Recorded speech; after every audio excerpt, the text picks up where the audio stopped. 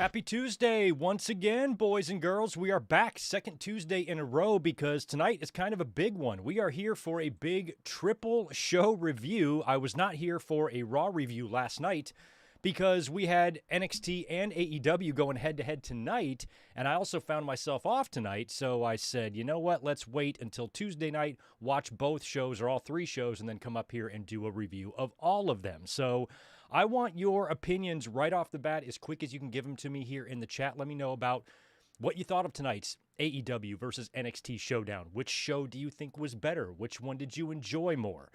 Last night's Raw was terrific, one of the better Raws in quite a while. I really enjoyed last night's show, and I thought tonight AEW and NXT and TNA all delivered solid wrestling.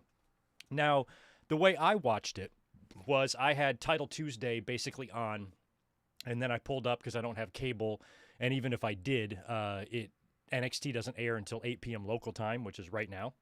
So even if I had the CW, I wouldn't even be able to see see NXT Showdown until right now. So I pulled up one of those illegal streams, and I just kind of had that on mute, and then when AEW went to commercial, I'd turn up the volume a little bit on NXT, and I tried my best to watch both shows. I was a little bit more interested in Dynamite because I'm really not that into this NXT TNA Showdown or Invasion. It resembles a lot of WWE and WCW's Invasion from years ago when you had Stone Cold Steve Austin captaining the WCW team, which was just ridiculous. And by the time you got to that Survivor Series show that ended it all, half the damn WCW team Alliance team was WWE guys. It just was stupid. And now you saw a lot of the same stuff here in NXT. You've got Kaylani Jordan, heading up and captaining the NXT or the TNA team. And every other match, was just WWE guys. You had the Hardy Boys, longtime WWE talents, picking up the NXT titles here as they were on the TNA side. And even Ethan Page and Mustafa Ali.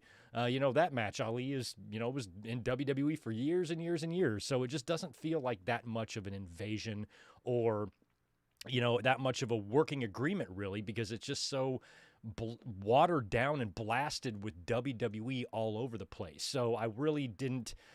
When it comes to working agreements, I'm far more interested in AEW and New Japan, AEW and CMLL, and even to a degree WWE and AAA, even though you can tell, that WWE is just going to put their overproduced template over top of AAA and give them a big production upgrade, but ultimately they're just going to look like another WWE product. So far, WWE's working agreements have not been as interesting as AEW's or maybe some of the other ones we've seen in the past from other promotions, but from what I could gather on Showdown tonight, it wasn't a bad show. The matches seemed like they were decent, and the Ali and Ethan Page match really stood out. There were some amazing spots in that match, so I would probably, if I had to guess, give the nod to that match for being the best match on the card. And then, of course, both teams got a victory each. The TNA women's team lost, and the TNA men's team won. So you had one win, one loss for each of the Survivor Series type of teams. And overall, the show was just okay. It was pretty much exactly what I thought it would be. No big surprises, nothing we weren't expecting. Even the Hardy Boys picking up the NXT tag team titles, that wasn't really a shock either. So in terms of what we got there, not too shocking. In terms of what we saw on Dynamite tonight, again, just like NXT, nothing overly shocking, nothing overly surprising, but it was a 2.5 hour show, and we had some decent wrestling on there. So if I had to guess, I'd probably give the nod to AEW for giving us slightly better wrestling. But in terms of which show the fans preferred, which show the fans had more interest in, I'm going to leave that up to y'all. In terms of what the ratings do, I would expect that NXT was probably going to win in the cable ratings, but, again, what do ratings mean these days? You got HBO Max, you got Netflix, you got YouTube, you got all these other ways. Ratings don't mean jack shit anymore, but for the tribals, they still cling to them very, very tightly. Now, we've already heard about and covered on the podcast on Saturday about these changes in the Nielsen methodology that measures, the ratings and whatnot, and some of these changes have negatively affected pro wrestling. So we don't know what it's going to do for AEW versus NXT, but AEW's leaving their normal night going into Tuesday, which is NXT's home territory, and NXT is already drawing, higher numbers than Dynamite anyway. They're in a lot more homes, but still, they're still drawing, on average, slightly higher than NXT is drawing on a weekly basis. So I would be very surprised if AEW went into NXT's night and beat them. That wouldn't seem possible to me. But, ratings doesn't necessarily reflect which show is better or which show the fans liked better. And from what I could tell, I think Title Tuesday was a little bit more my speed than NXT Showdown. But I always love these rare opportunities to get head-to-head wrestling, and it was fun. I basically did the split screen deal and watched them both. But I couldn't give either show 100% of my attention. So I just kind of had to do my best to get down and write down and jot down all the information that I could. And I think I did a pretty good job of watching both of these shows simultaneously. So we're going to review both of those. Also, we're going to run through a recap of last night's Raw, which was very, very good. And then we're going to close out the podcast tonight by predicting Crown Jewel, because I don't think I'm going to be back up here until Saturday when we do a review.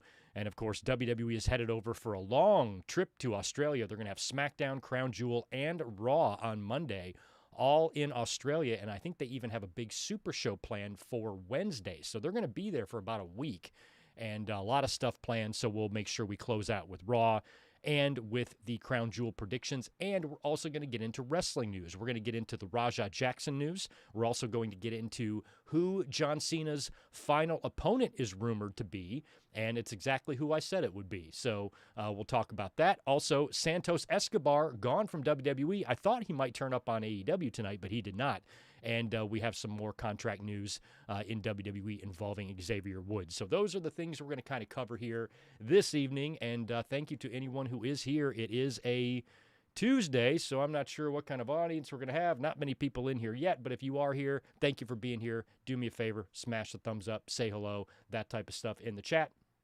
And let's say hello to Red Raven Rucker and Gilbert.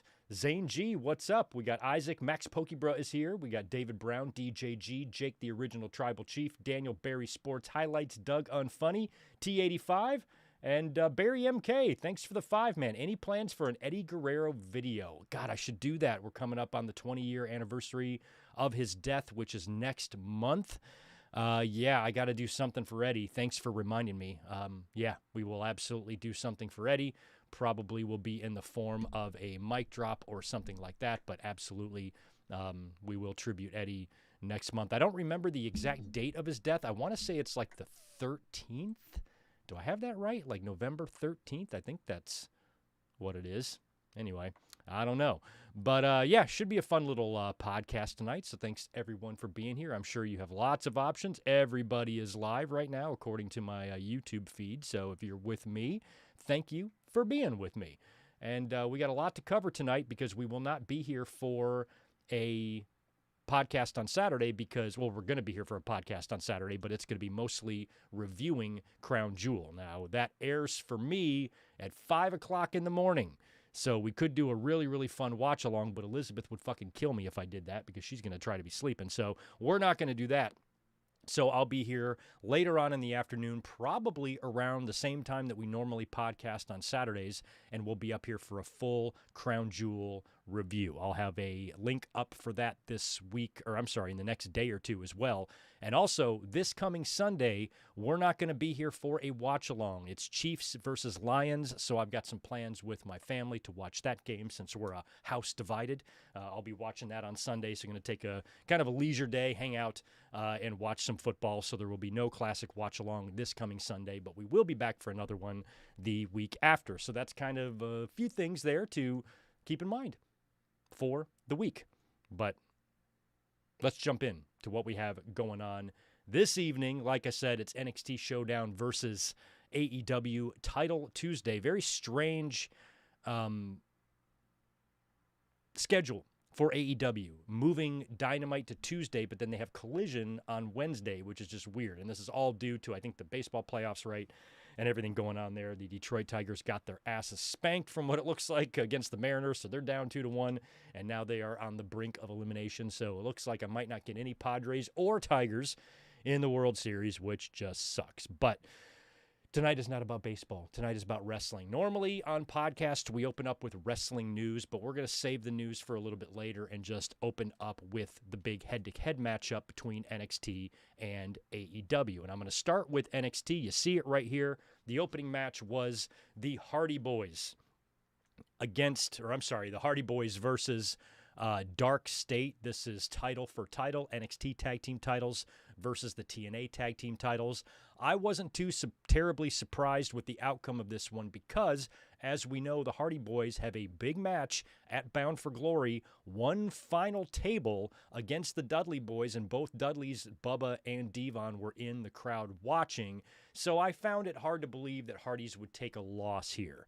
And they did win. Match looked to be okay. I mean, the Hardys are old. Matt is in his 50s. Jeff is my age, and Jeff can still hit that swanton like nobody's business.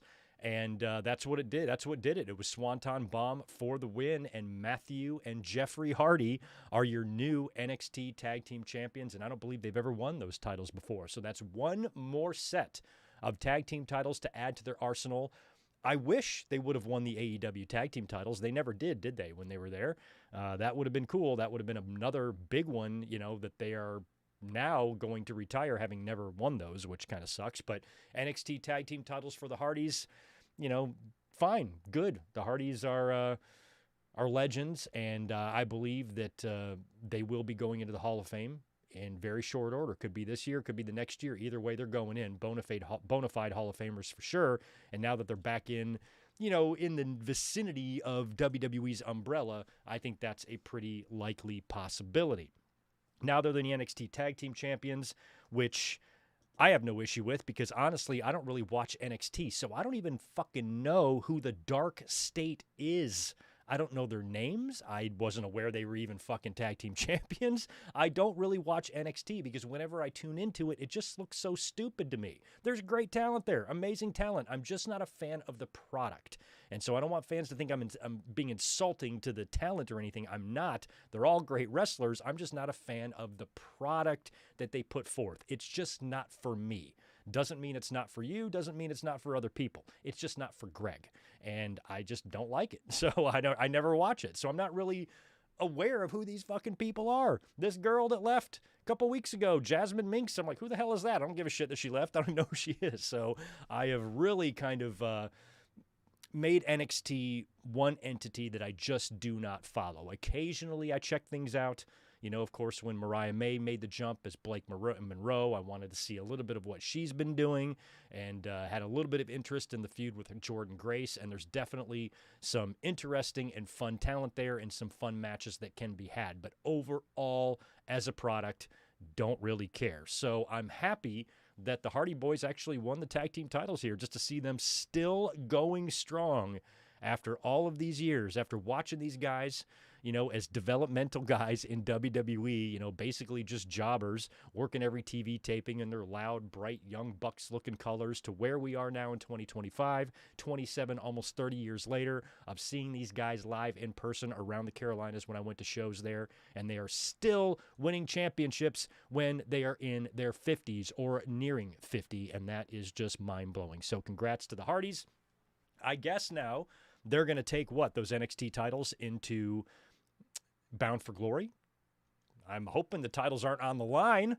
Dudley Boys came back, and Dudley Boys and the Outlaws came back like 10 years ago, didn't they? So I hope that there's no titles on the line, but if Hardy Boys are double champions going into that tables match, how are you not going to put any titles on the line? So we will see. So Hardy Boys are your new NXT Tag Team Champions. After that, we had the women's NXT versus TNA Elimination Survivor Series style match. This was Kaylani Jordan captaining the TNA team alongside Mara Sade, who I don't even know who that is either, and the Inspiration, I know who they are, the Iconics, formerly the Iconics. So that's Kaylani Jordan, a WWE talent, teaming up with two former WWE talents who have held tag team gold there, and this Mara Sade chick, and they're taking on more WWE talent. And this is supposed to be a TNA versus NXT type of deal. So it's the Inspiration, Kaylani Jordan, and Mara Sade taking on JC Jane, Jada Parker, Sol Ruca, and Lola Vice. You have Jordan Grace as the referee here, so she has her work cut out for her, because being a special guest referee as a wrestler is probably difficult enough. To do that in a Survivor Series elimination style match has got to be even harder. A lot of shit to remember, a lot of people in your earpiece, lots of stuff going on. So Kaylani Jordan finds herself down 3-1 against JC Jane, Sol Ruca, and Lola Vice. Kaylani fights back, is able to eliminate Lola, but then JC Jane pins Kaylani Jordan after Sol Ruca hits her sweet-ass Soul Snatcher, and then, of course, JC jumps on to Kaylani to get the pin, and Sol Ruca wasn't too happy, but she kind of got over it, and she wound up celebrating just fine with JC. But you could tell that JC jumping on and stealing the pin like that didn't sit too well with her, but it's a team effort here. This is NXT versus TNA. The most important thing is that your team gets the win, and they did. So that is a win for NXT in the women's elimination match. What did you guys think of it? Was it good? Was it bad? I had it on mute, but I was watching the match as best I could while I was watching whatever's going on in AEW at the time. But looked like your standard women's match. Good, fine, whatever. NXT gets the win. Right after that, they cut backstage. They've got Ava, who's back there, and I haven't had a chance to really see a ton of Ava. I've seen a few of her segments, but getting to know her a little bit on screen was kind of nice, because I like Ava. She seems really comfortable in the role, and she does it well. Like, she handles that role really well, and she doesn't come across, or it's not coming across like, this is The Rock's daughter. We just have no choice but to give her something to do because we're obligated. We have to. No, she's actually good in this role. I don't know if she'll ever get back in the ring again or not. I mean, she's a big girl. She could kick some ass if she wanted to, but, you know, this role seems to be perfect for her. She's a good speaker. She gets her point across, and I think is a fine NXT GM, if I had to make a basic judgment there on Ava, whatever her last name is. Ava Rain, is that right? So anyway, I like Ava. She's awesome. So she's in there talking to Matt Cardona. Matt Cardona is bitching about, you know, what's been going on with him and I guess Josh Briggs. Josh Briggs comes barging in. Matt Cardona hides behind the door, and Josh wants a match with Matt, and Ava says, I'm pretty sure Matt will agree to that. So the match is set for next week, next Tuesday on NXT. Matt Cardona getting a match in a WWE ring. He's like got his feet in, but he just can't get hired. Oh, that's so funny. I hope Chelsea trolls his ass every day about it. That would be awesome. Probably what appeared to me to be the best match on the entire show tonight for NXT Showdown was Ethan Page defending his North American title against Mustafa Ali. There was some really big bumps here. They were doing table dives and all sorts of shit. Really, really fun match. And I have to go back and watch it again because I had the volume low, or I had it on mute for most of the time I was watching this match. Not all of it, but most of it. But, you know, if I had to take a guess, if you wanted to say that this was the best wrestling match of the entire night spanning both shows, I'm not going to disagree. This one looked really, really good. So let me know if you agree with that or not. But it appeared, from what I could tell, that this, I mean, looking at the AEW results here, you know, Fletcher and O'Reilly was good. Brodito and Okada and Takeshita was good. Pac and Cassidy was good. So I don't know how they measure up, but Page and Mustafa Ali was phenomenal. So that looked to be really great. And I love the finish. Ali, they did like this big table dive, and as Ali is recovering from that, his foot gets all tangled up in, I guess, Booker T's headset cord, and it's still wrapped around his foot as he's trying to climb to the top rope, and he's basically up on the top rope, and then Ethan Page comes and just shoves him off the top rope backwards out to the outside of the ring and lands all the way in the corner by the barricade. Humongous bump. Didn't land through a table or anything, just landed right on the floor. But man, that was tremendous. And as soon as he gets up from that bump and gets back in the ring and untangles himself from Booker's cord, Ethan Page hits his finisher, that cutter thing, and pins Mustafa Ali and retains the North American Championship. So that looked to be a really, really fun match there. And props to both guys for killing it. Appeared to be good. That's definitely a match I should go back and watch because from what I could tell, it was pretty damn sweet. And that leaves us with NXT Showdown with the main event. It's men's Team NXT versus men's Team TNA. It's Ricky Saints heading up and captaining the NXT team alongside Trick Williams, Miles Bourne, and Javon Evans, who I love. They're taking on Team TNA, captained by... who was the fucking captain? Santana. Santana, along with Kazarian, Moose, and Leon Slater. So TNA goes up quick. You've got Kaz pinning Miles Bourne and Slater pinning Miles Evans. So this leaves Trick and Ricky Saints in a 4-on-2 deficit, and they don't get along. And what winds up happening is Trick leaves Ricky Saints high and dry. He goes for the tag. Tricky William does not want to make the tag, and he abandons Ricky Saints. So Ricky is all by himself, 4 against 1. Heart of a champion, though. He fights back. Ricky Saints is able to eliminate Kazarian and Leon Slater. But in the end, Santana and Moose basically just double team and team up on Ricky Saints and put him down. Santana gets the pin, and Team TNA wins. So it's a relative tie. I mean, what do we have here? 4 matches. So you had a win for TNA in the tags. You had a win for TNA in the men's division. And then for NXT, the NXT women won, and Ethan Page successfully defended. So it was 2-on-2, and at the very end of the show, they cut backstage to Ava with Santino, and it sounds like their partnership is back on solid ground again. And then Ava said something about needing to find a number 1 contender for the women's championship, so she's going to have a battle royal, and she would like to extend the battle royal invitation to include TNA knockouts. So sounds like everything is back good. That would have been funny if, like in the WWE in WCW Invasion, if at the end of it they were all just like, they all just shook hands and hugged. That would kind of be funny, which is kind of what happened anyway. I mean, after the Alliance lost at Survivor Series and they were all fired, they all came back. Rob Van Dam was right back. Booker T was back doing the grocery store bit with Austin. They brought everybody back, so it didn't even matter. But this was kind of funny to see Ava and Santino being like, yeah, all is well now. So I'm glad they got it out of their system. Sounds like their working agreement, got on shaky ground there, so they needed to fight it out a little bit. But, overall, it's not that intriguing. I think it's very cool that WWE and TNA are working together. That on the surface, that in and of itself is pretty phenomenal considering TNA and their history and how they used to feel about WWE and how TNA used to be WWE's only competitor, and they really weren't much of a competitor. So the fact that they are working together is still pretty surreal, but the way these shows are coming together,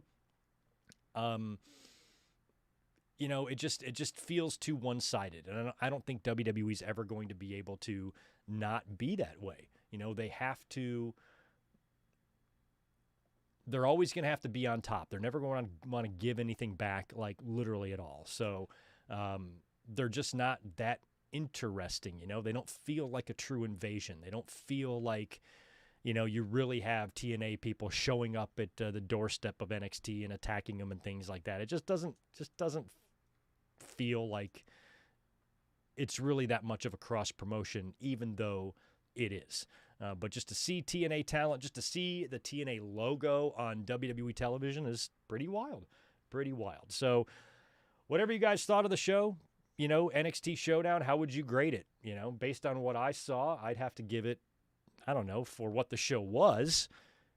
You have to go in thinking about what you're expecting from the show. And so I knew the card. We all knew the card. We knew the matches we were going to see. And in terms of what we got out of those matches, did they deliver or they live up to what we would expect to see from matches like that? I think they did. They didn't over deliver, except maybe Ethan Page and Ali did. But the rest of it was pretty much exactly, what I thought. Pretty decent wrestling. So I'm going to give the show an uneducated B-, because like I said, I watched most of it on mute and I was more focused on the AEW show because this only had 4 matches and I figured I could just quickly jot down the results and we'd get through it. So based on what I could see, the show looked like to be a solid B-, C+ type of show. Let me know if you agree or disagree. And that brings us to AEW Title Tuesday. So a lot of things went down here. They had a longer show. They were 2.5 hours. So 2.5 hours of AEW Title Tuesday with a lot of big matches, but they've already had a lot of title matches. I think last week they had 3 of them. So I don't know why this show would be called Title Tuesday and it wasn't called Title Wednesday last week. I don't know. But we opened up with a big Hangman Page and Samoa Joe basically interview or summit with Tony Schiavone. So Page and Joe, of course, we saw the big, I don't know if it was a misunderstanding or what last week with the big match, the trios match at the end, when Hangman Page just got a little bit excited, came in, got the win, beat Claudio, and while he was celebrating, he's handing the trios titles back to Hobbs and Joe, and he smacks Joe in the chest, and he seems oblivious as to what's going on. Joe gets in his face, a little pushing and shoving. Later on, challenge is issued and accepted, and now it's set for Wrestle Dream. So Shivani wanted to speak to these 2 guys. So it was Joe and Hangman Page in the ring. And Hangman says that Joe was out of line and confused last week. And he thinks that the reason he's like that is because deep down he knows he's never beat Hangman Page. Both men insist that they will win at Wrestle Dream, and Hangman says Joe cannot outlast him. And after I beat you, you better bring that same energy about respect and everything and shake my hand and acknowledge me as the champion of the world. So Joe is, both men feel confident that they can beat the other. And it was an okay interview, was what it was. Both guys are a little heated, and there's a little heat there, but at the same time, they're going, maybe a little bit too much for my liking with the respect. But that checks out to what the storyline is, because a couple of weeks ago, before they got in each other's face, Hangman was said, hey, I wouldn't be here holding this title if it weren't for these guys anyway. So until, Shibata comes back, consider me your new member of the Ops. I've got your back. I appreciate you. So this brief tiff that they've gotten in, they're still maintaining a relative level of respect for each other, and that's all fine, but sometimes it's a little bit better if you hate each other. And on last Wednesday's Dynamite, when Hangman said, you throw a temper tantrum like that again, I will ruin your life, that's what I want. I'd rather have that Hangman. I want the Hangman that is willing to burn your home to the ground if you cross him in the wrong way. None of this, oh, you're a great wrestler, it's going to be an honor to work with you bullshit. No. Fuck with me, I'll burn your house down, asshole. That's the Hangman I like. So I think it's going to be a great match, because one thing about these 2 is that they're not going to hold back. Yeah, they might have mutual respect, but Joe is a killer and Hangman is also a killer. And I don't think either one of these guys are going to hold back on the other because of feelings, So even though there's a respect, I think both guys are going to bring it. And I think that's what they were trying to say in the promo, that even though I respect you, I'll stop at nothing to keep this belt, and Joe will stop at nothing to get it. So I think it's going to be a terrific match. I'm not expecting a Samoa Joe victory. At least right now from where we sit. I might change my mind by the time we get to our predictions, but I think it's just going to be a good, terrific, amazing championship match at a PLE that Hangman Page will win. At least that's what I'm hoping. I don't want anything too major to happen at Wrestle Dream, because I found out I have to work on Wrestle Dream. The night of Wrestle Dream, which I intended on taking off, David Justice, former baseball player, comes into my restaurant all the time. He's bringing 50 people in for dinner. So I got to be there. I tried to ask him to move it to a different day, but he wouldn't do it. So I got to be there, and I'm going to miss Wrestle Dream. So I don't really want anything crazy happening. I know that's selfish to hope for a bad show, but I don't want to miss a big title change or something at Wrestle Dream since I'm not going to be home to see it. But I'm not expecting one. I think Hangman Page will probably win in what I hope is a very, very epic championship match. I hope we see blood. I hope it's one of Joe's great last stands. You know, Joe is not quite done yet. He's not retired yet, but, you know, how many big, humongous, memorable world championship matches do you think Samoa Joe is going to get between now and when he retires? So this might be one of his last, you know, kind of big matches that we remember as fans, and maybe as close as he gets back to that AEW title. But if they swerve us and Joe picks up the win and regains the title, sure, he was a great AEW champion already. If they give it back to him, fine. But I feel like it's going to be Hangman's match to win there. So nice opening little segment there with these two. First match of the night was Jon Moxley taking on his old friend Tomohiro Ishii, as they call him. And I have lost track of how many times these guys have faced in AEW. I feel like this is at least their third match. They had matches years ago, right? So I feel like Moxley and Ishii have had a storied rivalry. I feel like they've even had a match in New Japan. So they're no strangers, and this was a fucking war, man. This is a war. This was a very, very stiff match. Ishii, bloody from the nose, and he just looked like he was getting the hell beaten out of him. He turns 50 years old in a couple of months, and he is just still an absolute beast, a fucking tank, and he kicks out. Moxley hits him with the paradigm shift, and he kicks out. I'm like, holy shit. But then Moxley immediately locked in the choke, and Ishii goes out. Referee stops the match, and Moxley wins due to ref stoppage there. Good, hard-hitting, smash-mouth fucking match to open Dynamite. Not too bad. So then we go backstage. Where's my spot? Where do we go? Backstage, the Young Bucks are at Tony Khan's door. They're banging on the door. Tony, we want a money match because last week they gambled all their money away. So now they need a money match to reclaim some money or to get themselves some more money because they're broke again. They're the broke Bucks. And so Renee is there, and Renee Paquette asks them about Jurassic Express.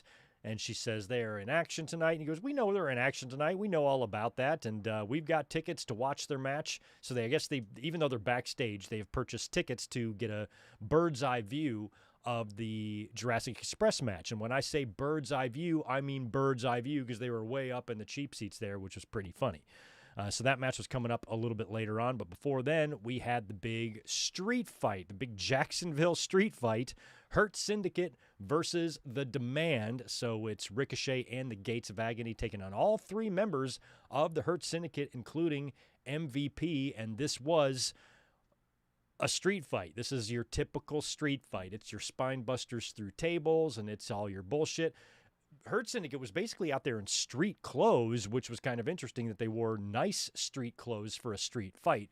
But, you know, wearing suits to a street fight is just weird. They should have worn jeans and a T-shirt to a street fight. But they came out there all dapper looking and then tore off their clothes to get in the ring and basically just beat the shit out of Ricochet and the Gates of Agony. And Ricochet gets just a humongous German suplex, overhead German suplex through a bridge table that's up on the turnbuckle in the corner, and goes through that and gets pinned for the win. And Hurt Syndicate were dominant in that. And, honestly, they should have won that. I mean, that's a street fight with three dudes who can fucking fight. So, yeah, Hurt Syndicate got the win there. Not too much of a surprise. Now, we cut backstage right after that for a big interview with all of the members of the Don Callis family. Sans Andrade. Anyone know where Andrade was? We didn't see him tonight on Dynamite. At least I didn't see him from what I could tell. But they had even without Andrade, that's still a massive faction. I don't think he was standing behind anybody. You know, I was trying to see. I feel like Andrade would be right there front and center, but he wasn't behind Lance Archer or any other big guy back there. There was just no Andrade, at least from what I saw. So if I missed him in that backstage interview and he was back there floating around somewhere, please let me know. But I did not see him. So Andrade was nowhere to be found in that Callis family interview backstage. And then it was time for the in-ring return of Jurassic Express. Really takes you back to hear that Tarzan boy play again. Out comes Jungle Boy Jack Perry along with Kill Switch. I didn't even catch the J-Bromes that they beat. I didn't catch the names of them. I didn't even write them down. I have Jurassic Express defeats J-Bromes in my notes, so I did not take the time to write their names down, primarily because I didn't care what their names were. So Jurassic Express beat two schmucks. You had the Bucks up there watching in the cheap seats. After the match, they come down and attack both members of Jurassic Express. We get a BTE trigger to Luchasaurus and a super kick to Jack Perry, and then the Bucks challenge them to a match at Wrestle Dream, or they get on the mic. I think it's Matt Jackson gets on the mic after that and says, how about this? Young Bucks versus Jurassic Express at Wrestle Dream. This will be the money match that they were seeking. And then after that, they spike pile drive Jack Perry. So it's kind of funny to see Jack back now as a babyface. I liked the scapegoat character, so I'm not sure how I feel about Jurassic Express reuniting. I mean, I like them. It gives them something to do. I'm not sure how I feel about the Acclaimed reuniting either. Not sure if that's the best path. I don't know. It feels more like, well, I can't figure out the singles push for these guys, so let's put them back together. But at least if that's the case, it keeps them on TV, keeps them doing stuff. And Jack and Luchasaurus, I'm sure, will probably get a run with the tag team titles at some point as well. So I would think in the future. Wouldn't surprise me anyway. So, yeah, Jurassic Express beat the Jobbers, and then they got their asses kicked by the Young Bucks. After that, it was... Oh, yeah, I don't even have this down here. Where's Fletcher? Where's Kyle versus Kyle? Oh, I don't even have an image for that. But anyway, Kyle versus Kyle 2. Kyle Fletcher defending his TNT championship against Kyle O'Reilly is the next matchup. This one looked to be pretty good. If Ethan Page and Ali over on NXT was going to have a match that would rival that, it would probably be this one on Dynamite, or it might be that tag between Brodito, Okada, and Takeshita. So you guys can let me know if you think Fletcher versus O'Reilly was on par with Page or Ali or not. Let me know what you thought. It took two of those sweet-ass brain busters to get it done. You weren't expecting Kyle O'Reilly victory here. Fletcher, I think, is the future, and he's got a big match, title match coming up at Wrestle Dream, which we found out right after this because there was a big post-match brawl involving Lance Archer, and Roderick Strong ran out there, and then Mark Briscoe showed up to really back down Kyle Fletcher. And backstage later on, Kyle Fletcher is being interviewed by Renee Paquette, and Renee announces that it's going to be Kyle Fletcher defending his TNT championship against Mark Briscoe at Wrestle Dream, and Kyle does not seem too happy about that.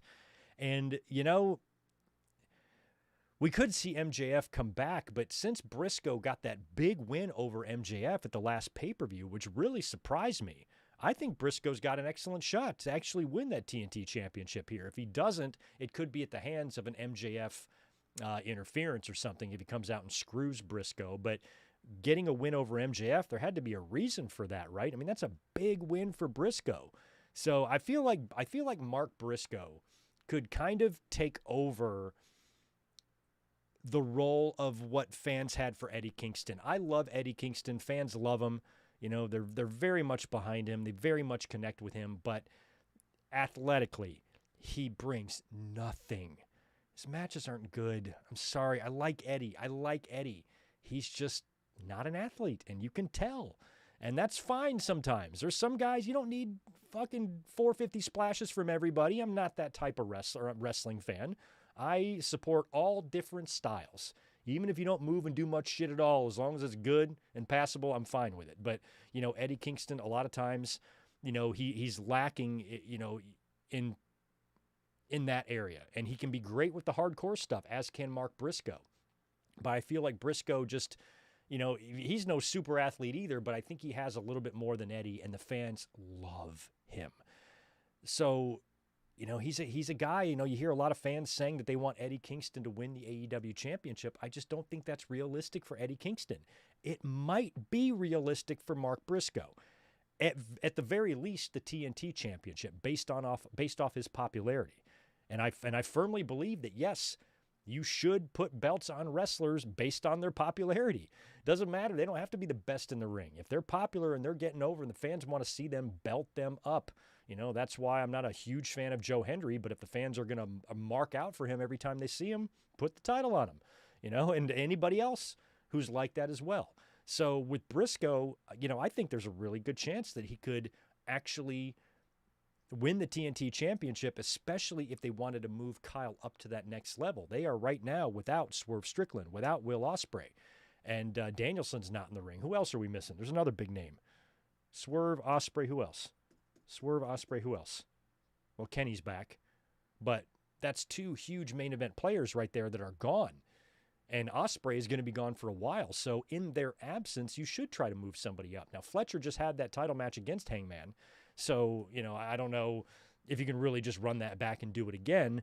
But I'd be open to Briscoe winning the TNT championship. I'd be open to Briscoe winning the TNT championship and then Kyle winning it back from him. I'd be open to that too. But anyway, we are going to be getting Briscoe versus Kyle at WrestleDream. After that, it was a Mercedes Moné TBS Open Challenge. And who answered the challenge? Lacey Lane.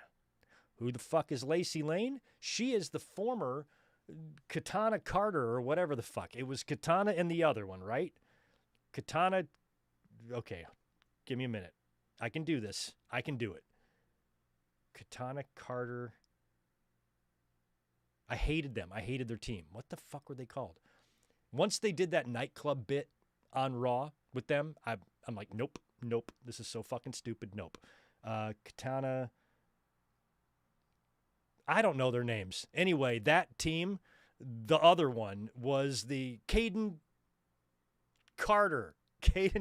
Okay, I got it. Okay, I've got it. Finally. Okay, it just took me a minute. I had to dig it out. Katana Chance, Caden Carter, right? There we go. I knew it was in there. Just had to get it out. Okay, so those two, who I hated and laughed at and made fun of every time they were on TV. So they got released a while back. I had already forgotten about them. They were already deleted from my memory bank. They were gone in the trash can, in the recycle bin. And I had to restore them because I saw this one coming back out. I'm like, okay, so she's Lacey Lane, and apparently she's already appeared in Ring of Honor. I had no idea at all. And Mercedes seemed to like this because they might have barely crossed paths in WWE right at the end there. I don't know how long. Now I forgot her name again. Caden, whatever the fuck. How long she was there. And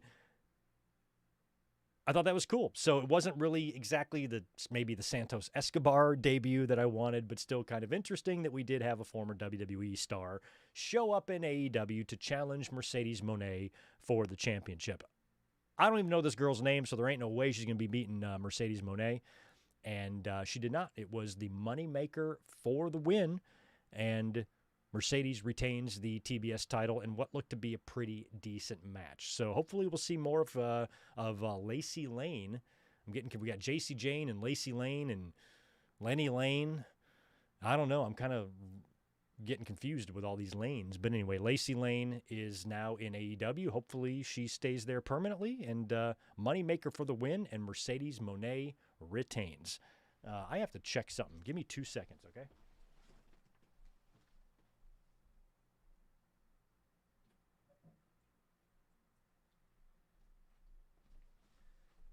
We are good.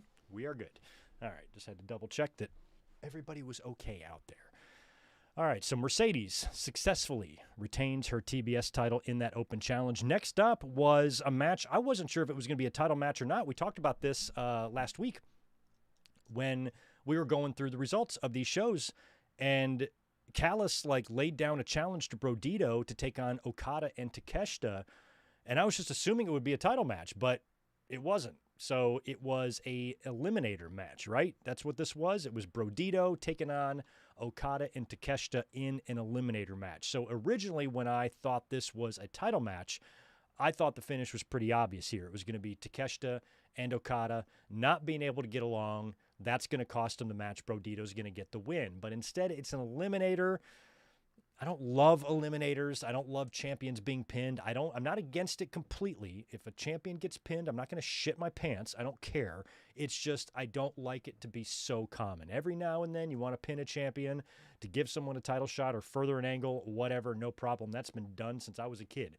I remember watching non-title matches all the time on TV before I was 10 years old of champions losing. So it's not uncommon. It's just when you have a team like Okada and Takeshita who are clearly not on the same page, and Brodito who are, really tight. I mean, they've formed quite the relationship, quite the friendship, quite the brotherhood there between the two of them, and they seem like a lot more stronger of a unit than Okada and Takeshita. So I wasn't sure how I was going to feel about these guys getting beat.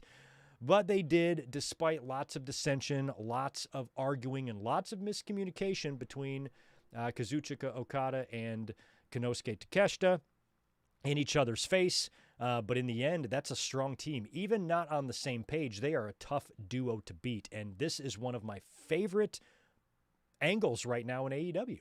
Like, at least currently. Of all time, probably nowhere near it, but in terms of what AEW is doing right now. This is one of my favorite things. And these are two guys that English is not their first language, and it reminds me a little bit of the Kairi Sane, Io Sky, and Asuka stuff.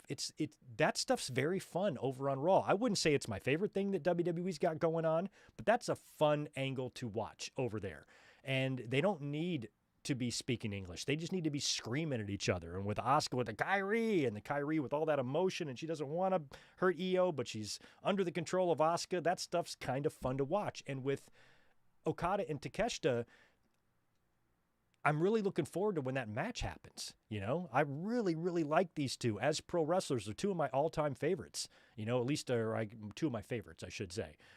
Currently, across the entire landscape of pro wrestling, Okada and Takeshita are two of the wrestlers that I enjoy watching the most, and I'm really, really intrigued by this rivalry that they have within the Don Callis family that eventually is going to lead to a rivalry and a match, but it might be a slow burn. They might stick the tag team titles on these guys first, or use the tag team title match to set them on the collision course for their match, which maybe will be at Full Gear or will maybe be at World's End. But if they're not going to win the championships, I would think it would probably come at Full Gear. Unless it still comes at WrestleDream, unless they do is the tag team championship match next week? Like, if the match is next week and then they lose that rematch or they lose that title match because they're not getting along, then you have time to book that for WrestleDream. You still have enough time to stick that on the card. Otherwise, it might have to be the pay-per-view after. So we will see. Anyway, it was a rainmaker to Brodito, who, by the way, was not 100% going into this match for the win. And now, I'm sorry, we do have the tag team title match. I have that written down right under there. The tag team title match is at WrestleDream. That's set up. I was thinking maybe it would be next week, but it's going to be the tag team title match at WrestleDream. So they could win the championships. And I wouldn't be opposed to that, even though I really, really like Brodito. If it was up to me, Brodito would just keep the titles for a while because I like them as a team. So I think the right way to do it is to have Brodito win next week, win at WrestleDream and capitalize on the dissension and arguing between Takeshita and Okada. But if they really want to make this fun, I would also be open to those two guys winning the tag team titles. If Takeshita and Okada win the titles, I think they would be really fun as a tag team that's just kind of not getting along. Years ago, Owen and Bulldog come to mind, where they're in the same family. They're virtually related. And they're tag team champions, but they're just not getting it along. There's just a little bit of a rivalry about who's better and who can beat who and that type of thing. And, they had a fun rivalry that could sometimes tread into the silly, and where it was just a little bit childish. And I think these guys are like that too, with Okada with the bitch every 5 seconds and, standing up to each other to see who's taller and like just little things like constant one-upsmanship. I feel like you've got a storyline direction that's good in either direction here, whether they win the championships, put the titles on them and watch them bicker all the time. That could be fun, but also using that tag team title match as a way to set up their big match at the pay-per-view will also work. So it just depends on when Tony Khan wants to pull the trigger on this match. I feel like a good point or a good time for Okada to drop that unified title to Takeshita would be World's End, which means they would have to somehow not book that match for Full Gear. Maybe they're tag team champions, who knows? But I think that would be a fun Wrestle Dream match, just a fun thing to close out the year. But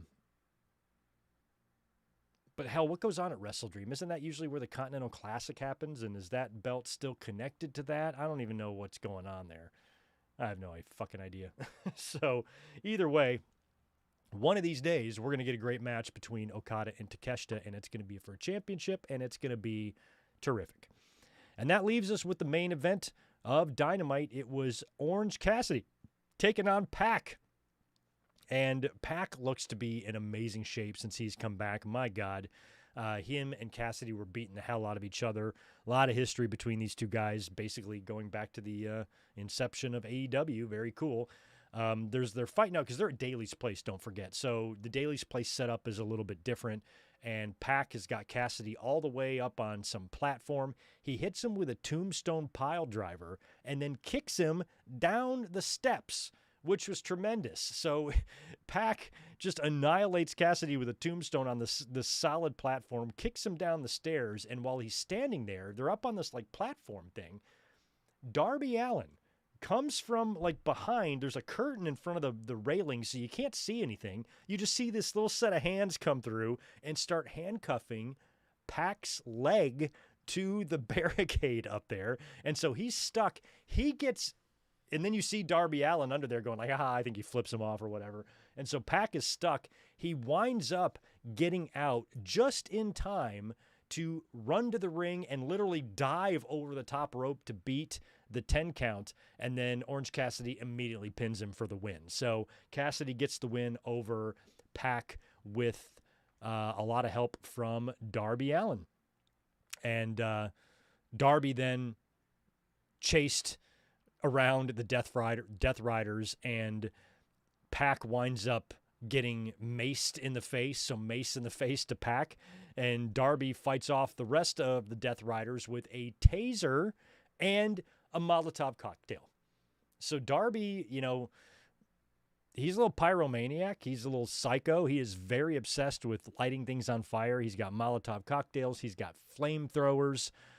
He seems to be obsessed with burning literally the Death Riders alive. So that I Quit match against Moxley coming up at Wrestle Dream ought to be pretty good, and the whole show goes off the air with just Darby smiling at the Death Riders running away from him. So Title Tuesday seemed to be a good show. I enjoyed it. I thought everything pretty much delivered. You didn't have any matches on the card where, or on the night where sometimes you see that on Dynamite, they just bring out someone random. Oh, here's Emi Sakura back after 6 months of not seeing her, and she's randomly going to have a match. Tony Khan has a tendency to do that stuff, or bring in an independent star that not a lot of fans are familiar with, and then you have all the little anger boy douchebags on social media going, who, on their computer, which holds a Google app, and it's too hard for them to look that up themselves.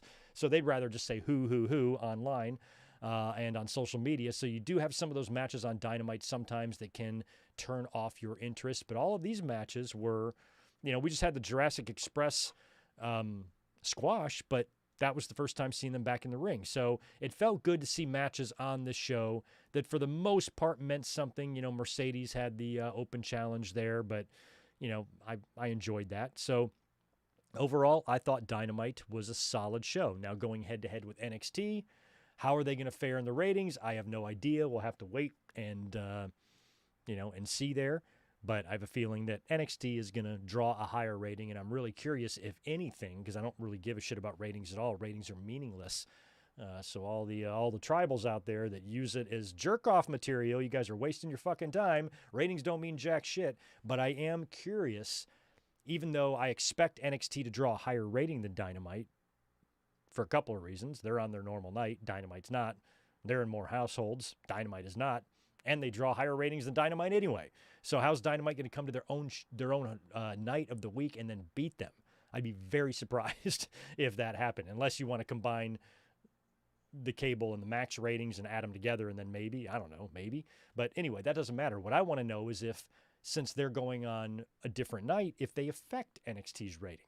This wasn't your run-of-the-mill NXT show. This was the NXT and TNA Invasion or Showdown that was supposed to have these big inter-promotional matches and should have a little bit more interest than your typical run-of-the-mill Tuesday NXT. So they upped their game for this head-to-head and made this kind of like a big show. This is a whole concept they could have ran a pay-per-view on. So they did it on TV, on the CW, to go up against an AEW show that's moving nights. So NXT for sure, I believe, will draw a higher overall cable rating than AEW, but will it be lower than what they normally draw? Because it would be really interesting if NXT like maintains that audience. Like AEW didn't put a dent in it at all. That would seem surprising to me. So what's NXT running these days? 600,000 to 800,000? Is that about what we see for the ratings in NXT? Somewhere in that neighborhood, right? So I'd expect them to be on the low end of that. 600,000, and maybe like 300,000 to 400,000 for AEW. That would be like my guess, if I had to guess. Which would, well, no, I would like to think that between the two shows, on cable alone, you got 1 million viewers there. You know, so maybe it's 600,000 and 400,000, something like that. You know, I don't think it's going to be 5 and 5. I think it'll be like 6 and 4. So 600,000 for NXT, 400,000 for AEW, and you got 1 million wrestling fans watching on cable, not counting Max, not counting all the people that watch the NXT highlights on YouTube or watched on an illegal stream like I did tonight because I cut the cord on cable. I don't need it. So all of those people were watching too. We'll see what the ratings say tomorrow, and I'm sure the discourse will be totally normal and totally sane and totally hinged. Nobody will be losing their mind at all. Nobody's going to be flinging poo. Yeah, who am I kidding? Tomorrow's going to be an absolute shit show on social media, especially with the Anger Boys, because we know how angry they can get. All right, well, let's move on here to some news. We got to talk about some news. First thing we're going to talk about is our good friend, Rajah Jackson. Now, we all remember what happened about a month or so ago at the end of August at a Knox Pro Wrestling Academy event when Rajah Jackson viciously and brutally beat an independent wrestler by the name of Psycho Stu, breaking his jaw, knocking out a bunch of teeth, hitting him with 20-plus MMA unprotected punches to the head and the face, putting him in the hospital and nearly ending his life. There was a very real possibility that Psycho Stu could have been killed in this encounter had it not been for finally one of these dipshit wrestlers to jump in there and try to put a stop to it. And based on all of the video footage that exists, based on everything that led up to that, because it's not just the video footage. You know, let's just say, you know, hypothetically, we only saw the footage of the beatdown. You know, that's relatively out of context. You know, even though that's a vicious beatdown and this guy should be thrown in fucking jail, you don't know the context of it. You can't get any more context than what we got here in this situation because he live streamed his whole fucking day. The entire day. Everything he did. Everything shy of taking a shit that day is live streamed for an audience. So we saw this whole thing unfold, the little incident that happened to him outside with the beer can and the apology and, you know, and then that one wrestler egging on Rajah Jackson to give him his receipt, and now his life is fucking over, thank God, because he deserves it. And it leads to this absolutely brutal, vicious attack. And as just regular, observers, we're sitting here saying, what's going on here? Why don't we have an arrest? Why is this guy not in jail? This is really fucked up. So finally, he was arrested on suspicion of a felony. He posted a $50,000 bond and was let out. Well, now, yesterday, finally we learn that he will be charged. So Rajah Jackson, he'll be charged with 1 count of felony battery that caused serious bodily injury and 1 count of misdemeanor battery in connection with the brutal attack that we all witnessed at the Knox Pro Wrestling Academy event last August 23rd. Now, based on sentencing guidelines for felony assault, Jackson could potentially face up to 4 years in prison, with the misdemeanor potentially adding up to another year if he's convicted. Now, they also had requested special sentencing enhancements that could possibly increase the amount of prison time Jackson gets if he is found guilty. So there is some hope here. There is some good news here, because something like this, anything other than the maximum sentence would upset me. You know, there's just no justification for it. There's no justification. You know, you've seen there's a couple people on the Rajah Jackson side. They're all fucking crazy. There's just any rational, logical mind. You watch everything that happened that day, everything that led up to it, how weird this Rajah Jackson guy is, and how he clearly has some issues with a lot of things, including his father, and this live streaming bullshit, and how he allowed himself to get himself all worked up and fired up and goes in there, and just the way he was just brutally punching this man. You know, it would be one thing if he just punched him once, you know, but this is an unconscious man who was unconscious the minute he hit the ground in that spine buster, and then Rajah Jackson just delivers 20 punches, MMA punches, as hard as he can to the face of this man. That's attempted murder. He's lucky he's only looking at 4 years in prison here. He needs to get every fucking day of that. And anything less than that is going to be a profound disappointment. I don't know what kind of world we could live in if for some reason he's found innocent or not guilty, or he's acquitted of these charges, when literally everything is on tape. If you can't watch this shit and determine that this guy needs to be thrown in jail, then it's a wonder we have a complete blithering fucking idiot in charge of everything here in this country, because people are stupid. And I don't know what the defense is going to, if they have to get a jury here, you know, no matter what kind of jury are you going to pick here? Who's going to acquit this guy? It's not like the OJ trial. It's not like, oh, let's just get a jury of 12 black people. You know, they're going to watch that and say that's a fucking brutal attempted murder. People have brains, you know? So like what kind of jury are you going to look for, or what kind of judge are you going to look for that's going to watch any of this and find him to be innocent? Nah, just a misunderstanding. Everything's fine. You're free to go, Mr. Jackson. Hell no. He's going to jail. And he better be going to jail for the full amount of time. He probably won't. If I had to guess, he's going to be found guilty of a minimum of one of these charges, hopefully the bigger one, and he'll probably serve with good behavior like 2 years. I mean, that's kind of what I'm hoping. Either way, just put him behind bars. You know, put him behind bars, and he clearly needs mental help as well. But that is just an indefensible level of violence that there's just doesn't matter. You have no defense of it. Yeah, but earlier, no. Doesn't matter what happened earlier. Doesn't fucking matter what happened earlier. Doesn't matter if Psycho Stu, you know, told Rajah Jackson he's going to fuck his grandma. Doesn't matter. You know, that is attempted murder. You know, to beat someone like that when you're on camera and on a live stream, you're also pretty stupid. This is a dumb guy. This is a dumb fucking guy. And I think dumb people need to be held accountable too.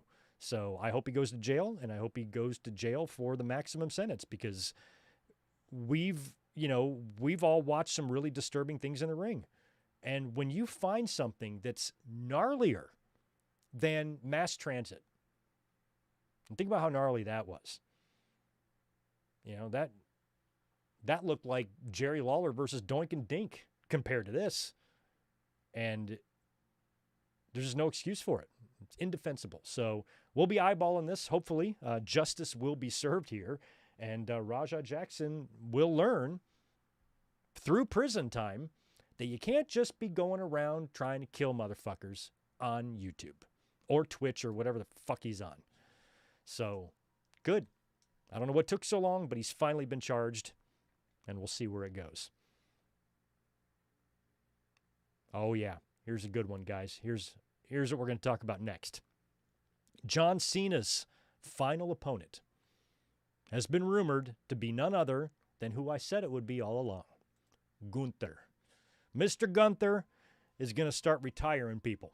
And I don't think it's going to end with John Cena. I think it needs to continue with AJ Styles. But John Cena's final opponent is now rumored to be Gunther. And that's who I said made the most sense anyway, so I'm not super shocked by this. And word on the street is, I think it's Dave that was kind of speculating about this, or who, I think he was the one that heard it.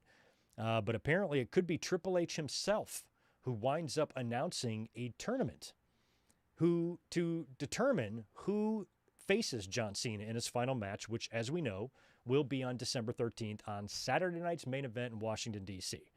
So we already know when his last match is coming or is going to be, and now we've just been wondering who his opponent is going to be. And since he's booked for so many limited dates between now and then, he's not going to have a ton of time to build anything. And I mentioned on the podcast on Saturday that he might build it in the middle of the War Games match because he's on a couple of Raws leading up to Survivor Series. So that's probably to build whatever he's going to do at Survivor Series, which may be the War Games match. So maybe something happens in War Games and that sets up his final opponent. But it sounds like it's going to be a tournament. Who gets the honor to have John Cena's final match? And honestly, I'm fine with that. I don't find it to be too lazy. The tournament itself, though, could be lazy. I like the idea of a tournament, but what we've seen from WWE lately, the way they kind of do their tournaments is that they don't do like single bracket, like 8-man elimination tournaments anymore. Whenever there's a tournament, it's always like a couple of triple threats, and then the winner of the 3 triple threats facing a triple threat, and then the winner of that goes into a battle royal, and then after that, you have to do an obstacle course, and whoever crosses the finish line first, gets an opportunity to have another match. It's a tag team handicap match, and then if you win that, you get the title shot. It's just all, it's weird. So they might make a couple of triple threats, with the winners facing each other. So it's probably not going to be a tournament, but I hope that it is. I would like it to be like an 8-man tournament to determine that. But Survivor Series is on November 19th. They might not be able to put any of this together until after that. So if his final match is on December 13th and Survivor Series is on the 29th of November, that only gives you 2 weeks to get that done. So if that's the case, then you're going to have to do it quickly. Maybe, I guess, just all on Raw. I don't know if they're going to include SmackDown in this or not, but he's not booked for any more SmackDown shows. So I have a feeling it's going to be one of those deals where they do a couple of triple threats, which suck. I don't like that at all.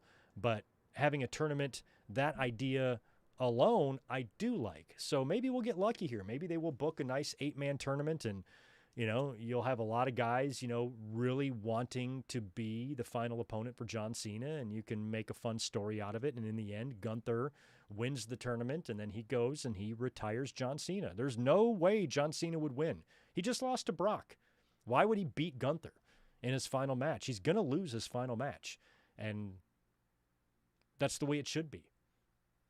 Cena, LOL, Cena wins, or Cena wins, LOL, or all those years of, me yelling at the fans for being such babies. Every time he won a match, they turned into little sniveling little shits, crying and screaming and slobbering all over themselves, unable to contain the rage. And I was basically like, all right, what the fuck is wrong with you guys? Get some help. Talk to someone. Go outside. Touch some grass. Smell some fresh air. Go to a titty bar. Do something. Smoke some weed. Get over your fucking selves. My God, you're all crazy. You're all crazy. And that was my message for years and years and years. You're all fucking crazy. One day, you're going to grow up, you're going to mature, and you're going to realize how crazy you were. And now I'm being vindicated because all those fans love John Cena, and they respect him, and they will clap and cry for him when he goes into the Hall of Fame. So the last thing I want is for him to win here. After all of that winning that he did, just beating everybody. John Cena against 26 guys, he wins. John Cena was winning matches, like 86 Hogan. Just absolutely unfucking beatable. So he absolutely has to go down in his final match. It wouldn't make any sense for him to win because even in the last couple of years, he's losing to Austin Theory at WrestleMania. He lost to Roman Reigns. Every time he came back, he lost.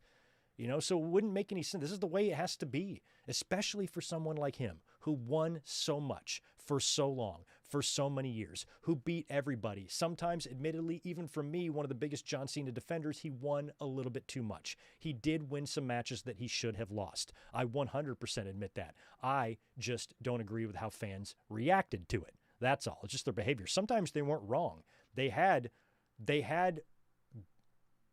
points in their arguments that were valid.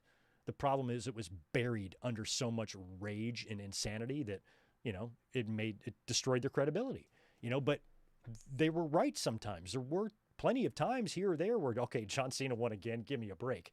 I just didn't personally take it so offensively. I didn't get so mad. I didn't lose sleep over it and scream at the top of my lungs and vow never to watch WWE again. Just all that, the inability to control one's emotions is what I saw more than anything during those John Cena days. So I'd be very disappointed in my friend and Twitter follower, John Cena, who followed me specifically, and he doesn't follow many people. I think he only follows 2 people. It's me and Trump. Or me and Vince. Because Cena doesn't follow a lot of people, so I'm very proud of that follow. He has to lose. I'd be pissed at him if he won. So if it's going to be Gunther, great.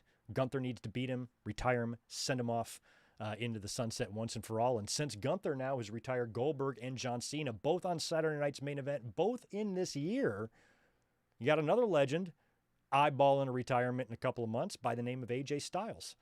I'm booking Gunther and AJ Styles at WrestleMania. AJ Styles' final match. Gunther beats him. Then you wait until maybe SummerSlam or maybe WrestleMania next year, and Sheamus might decide that it's time. There you go. Hand him off to Gunther. Who else can Gunther retire? I'm into this idea. And I pitched this weeks ago, that Gunther should be the guy, because when you just look at everybody, they're doing AJ. They're doing AJ at Crown Jewel, so you rule him out. You can do The Miz. You could do The Miz, or you could do Rollins, I suppose. You could do Roman, I suppose. All those are fine, but I think Gunther would be the most fine. So I am very much in favor of this news that we've heard, and if it does turn out to be true and this is what they do, then I think that's the right call. Gunther being Cena's final opponent. So I just hope that they don't phone in, and I'm really worried they are because Triple H seems to phone in a lot of shit now. I really hope they don't phone in the tournament. Present it to us as something that is very important, and that every wrestler should want the opportunity to be the last person who has a wrestling match against the greatest of all time. The greatest pitchers of all time, there's always been their final at bat. I might like to be that guy. I don't even know who it is, but the guy who took the final strike from Mariano Rivera or Nolan Ryan or something like that, So having that honor is a big deal, and you should pick somebody, that is going to have a big legacy in the company and kind of already has one. And I think Gunther, when you view what he's already done with the amount of future he still has in front of him, he is the best guy. Because there are still some guys that are unproven. I think Obafemi is a can't miss. That guy is going to be spectacular. I can't wait for him to come in and beat the shit out of Brock Lesnar. But you don't know for sure. He's not totally proven yet. Neither is Braun Breaker. So I think Gunther is a guy that you can count on saying he would be a fitting final opponent for Cena because we are going to decorate the ever-loving fuck out of this guy. He's not done winning world titles, Gunther. He's going to win a shitload of them. He'll win 10. So I think that that's a good choice, and I'm in favor of it. So Cena's final opponent appears to be Gunther. Last night at midnight, the WWE contract of Santos Escobar expired. WWE made an attempt apparently to re-sign him. They've been negotiating for a while, and he just declined all of their offers. Wants to leave. Good for him. He's been there a while. I don't think he's been, underutilized or mistreated in any way, but, he's not anybody that you kind of forget about him on the roster a lot. And they just never really did much with Legado del Fantasma. And so I think he probably realizes it's time to leave. He's 41 years old. If he signs another long-term deal with them, he's going to probably retire there, and he probably has some professional aspirations that he still wants to satisfy. That would be my guess without knowing anything about this. The only tweet he put out I think it just said forward or onward or forward or whatever. So he wants to do more things. Doesn't sound like this was about money, although it could have been. WWE might have lowballed him. He's like, I'm not going to work there for that. You're not even doing anything with me. So I don't know, what the reason was, but I would assume it was probably a combination of both. Him wanting to be a little bit more professionally and creatively satisfied because he wasn't doing a whole lot there. And he probably didn't feel like the money was worth it. Plus, he's already had a long contract there, and he can get work elsewhere. I was kind of halfway hoping we would see him on Dynamite just for effect. I don't think you want to just sign everybody. But turning up less than 24 hours after your contract is up is kind of fun. We just watched No Mercy 99 the other night, last Sunday, right? And it was the Good Housekeeping match between Jarrett and Chyna. And then Jarrett was on Nitro the very next night, bashing Buff Bagwell over the head with a guitar. So I thought it would have been cool if Santos pulled a Jarrett, and showed up and attacked somebody. But I feel like that would have been a signing, just a moment for the sake of the moment, just to get fans talking, just to get the buzz going, Twitter trends and whatnot. And I don't think you want to be signing people to contracts just to get Twitter trending. So I'm almost glad that we didn't see him, but I thought that we still might. And he still might turn up in AEW, but I feel like he's going to go to Mexico, and we will see more of him in the future. All the best to Santos Escobar. Don't know much about him personally, but I always liked him in the ring and liked his work and wish him the best. So all the best to you, Santos, gone from WWE. And speaking of people leaving WWE, one guy who's staying with WWE is the very, very sexy and voluptuous and shiny Xavier Woods, who has re-signed with the WWE, multi-year deal. Apparently, this negotiation went down to the wire. His contract was up in September. So I think they got the deal done a couple weeks ago, right at the end there, and that would have been a shame if he would have bolted, but a lot of that was probably just money related, his agent dealing with WWE's people, and they finally got it worked out, and he's sticking around.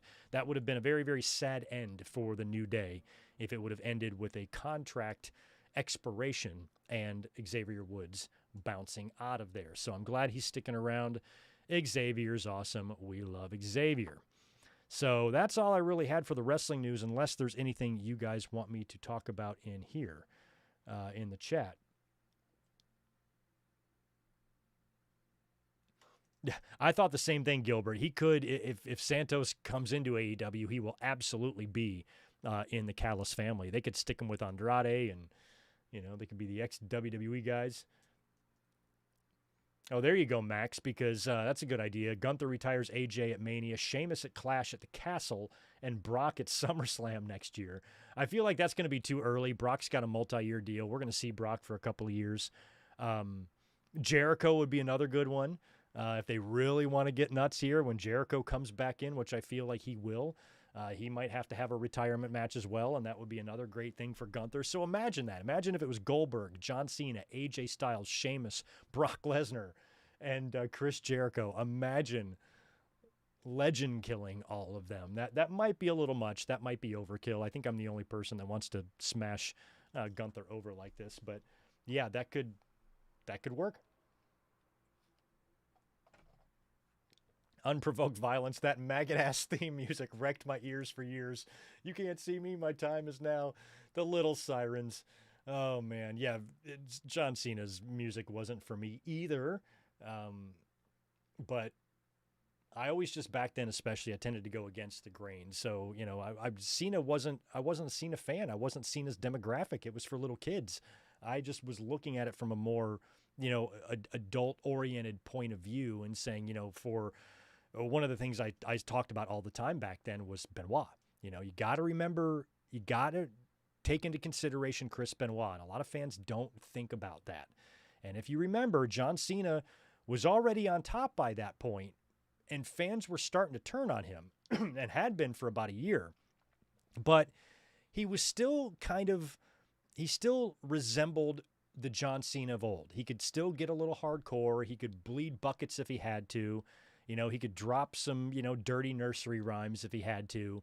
But then once Benoit happened and WWE was under such scrutiny that they needed a face of the company that was the complete opposite of every other top face up until that point, because everybody that had been on top, had problems, drug problems or legal problems or whatever. They were or steroid issues, or they just had this ugly reputation that they really, really needed to repair. And John Cena was squeaky clean. He always carried himself and presented himself well whenever he did media, whenever he's on television, on one of the talk shows or doing anything. He was never, all pilled out of his mind like Shawn Michaels was. You couldn't send just Shawn Michaels to fucking Fallon, or the Tonight Show or something. He'd be all fucking googly-eyed and all oxycontined out and shit. John Cena was a professional, and he had, his nose was clean, and he was somebody that WWE could have on top during a time when they were being really, really heavily criticized for their practices and for, how some of the wrestlers really tend to get and have a tendency to be hooked on drugs and, have really, really tumultuous lives. John Cena was the very opposite of that. Then they moved their product from TV 14 to TV PG, and then John Cena turns a little bit more white meat, and now he's a little bit more operating towards kids. Some of his adult-oriented jokes in his promos in the early days was designed for a teenager, early 20s to mid-20s, that 18 to 34, demographic that they love so much. But then Cena started to change, and WWE took a turn into a more family-friendly product. And even though as fans we all hated that, you had to understand why they did it. Because Benoit, that shit was so gnarly.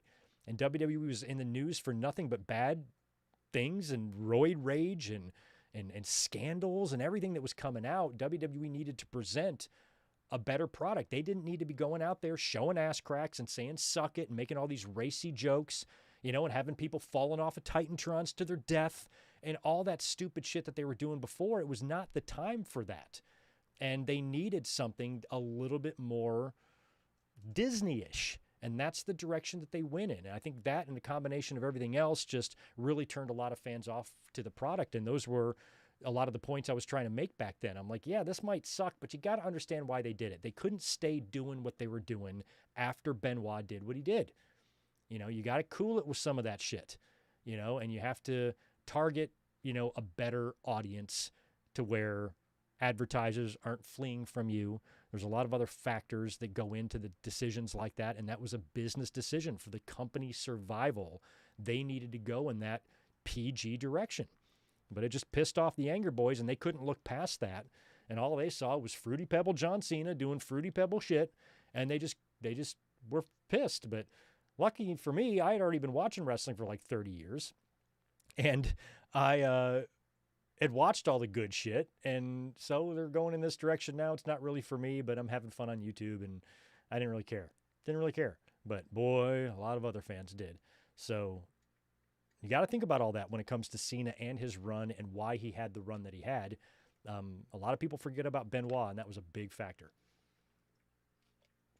Really big factor. All right, let's talk briefly about last night's Raw, and then we will predict Crown Jewel. Then I'll get out of here since we haven't had the most impressive audience this evening on a Tuesday night. Do me a favor and smash that thumbs up button if you don't mind.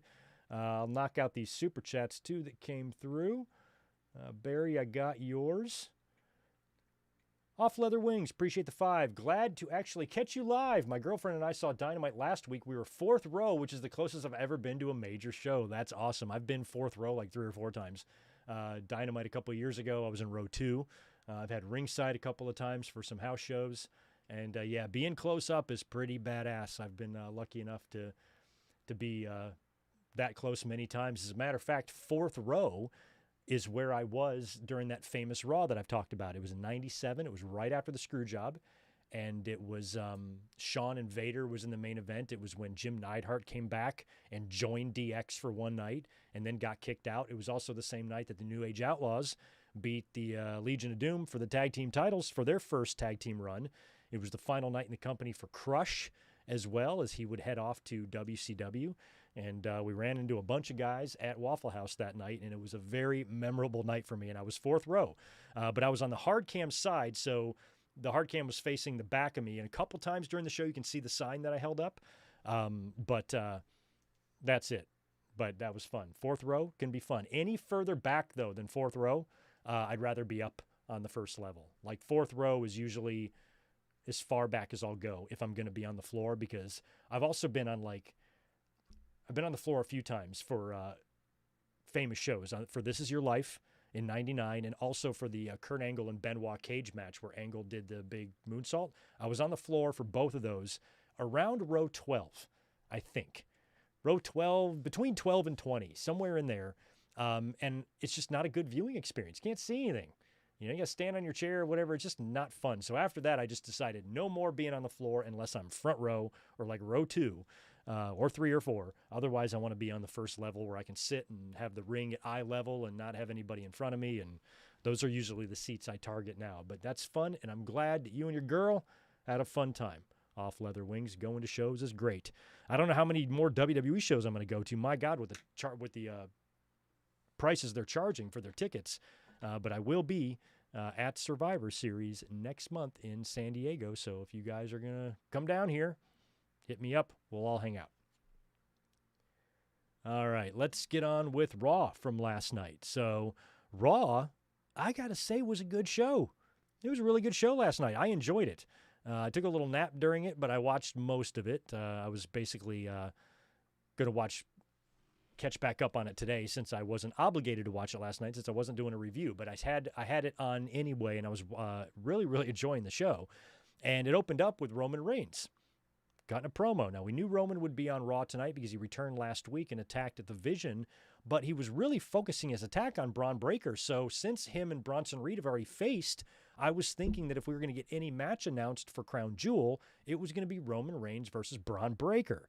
But Paul Heyman and Bronson Reed interrupt, and they set up a big Australian street fight at Crown Jewel, which makes sense because that's where Bronson Reed is from. So the Roman match that we're getting isn't Roman versus Breaker, it's Roman versus Reed, which makes sense for Reed because they're in Australia, but they already had the match at Clash in Paris, right? And Roman beat him. So why do this match again unless Bronson Reed is going to win? So stay tuned to my predictions later on for that. But we had this huge brawl between the two after they exchanged words on the mic. And Roman got the better of it, put down Reed, might have broken through the barricade or whatever, and kind of celebrated with the fans there. And it set a big Australian street fight. I don't know what kind of street fights are going down in Australia. They feel like they'd be pretty friendly, just a couple of like laid-back surfer dudes, barefoot, fighting and then getting over it and catching some waves after. I don't know. But they're going to have a street fight at the PLE. And that match is probably going to open up the show. I can't say enough good things about these two women. Becky Lynch and Maxine Dupree had a fun one last night. This was easily Maxine Dupree's best ever match. She's really been working hard. And props to Becky for always really going out of her way to try to help others. And, she's already had a history of doing this, working with specific talent, picking people out she wants to work with, going to NXT, things like that.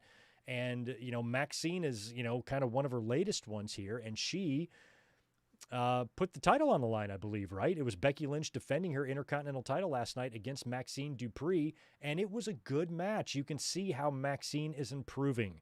And she's kind of like Javon Evans, to where there's something about her just energy that you really love. When she comes out, she's just got it on her face. She's just all in. She's 100%. When she does good things in the ring, she celebrates. Little Thea Hale's like that too in NXT.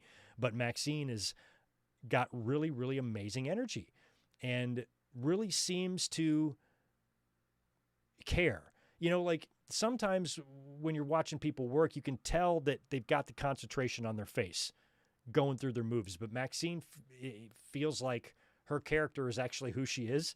And when she lands a beautiful drop kick or a pump kick or scissor kick or something awesome, and then she's just like, fuck yeah. It's like she's congratulating herself. Like, this is, I've been working on this, and now I'm starting to do it in the ring, and I'm happy for myself. I'm proud of myself. I love the energy.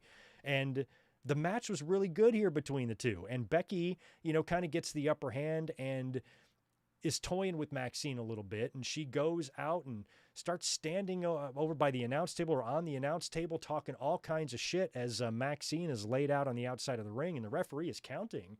And Becky's got her back turned, and she's jawing with the audience, and Maxine at about the count of 7 or 8 gets up, gets in the ring, and then Jessica is just like 9, 10 and counts Becky Lynch out, and Maxine gets the win, celebrates beating Becky Lynch, who, as we know, she not only does she say that she's the best women's wrestler in the world, Sports Illustrated says it too.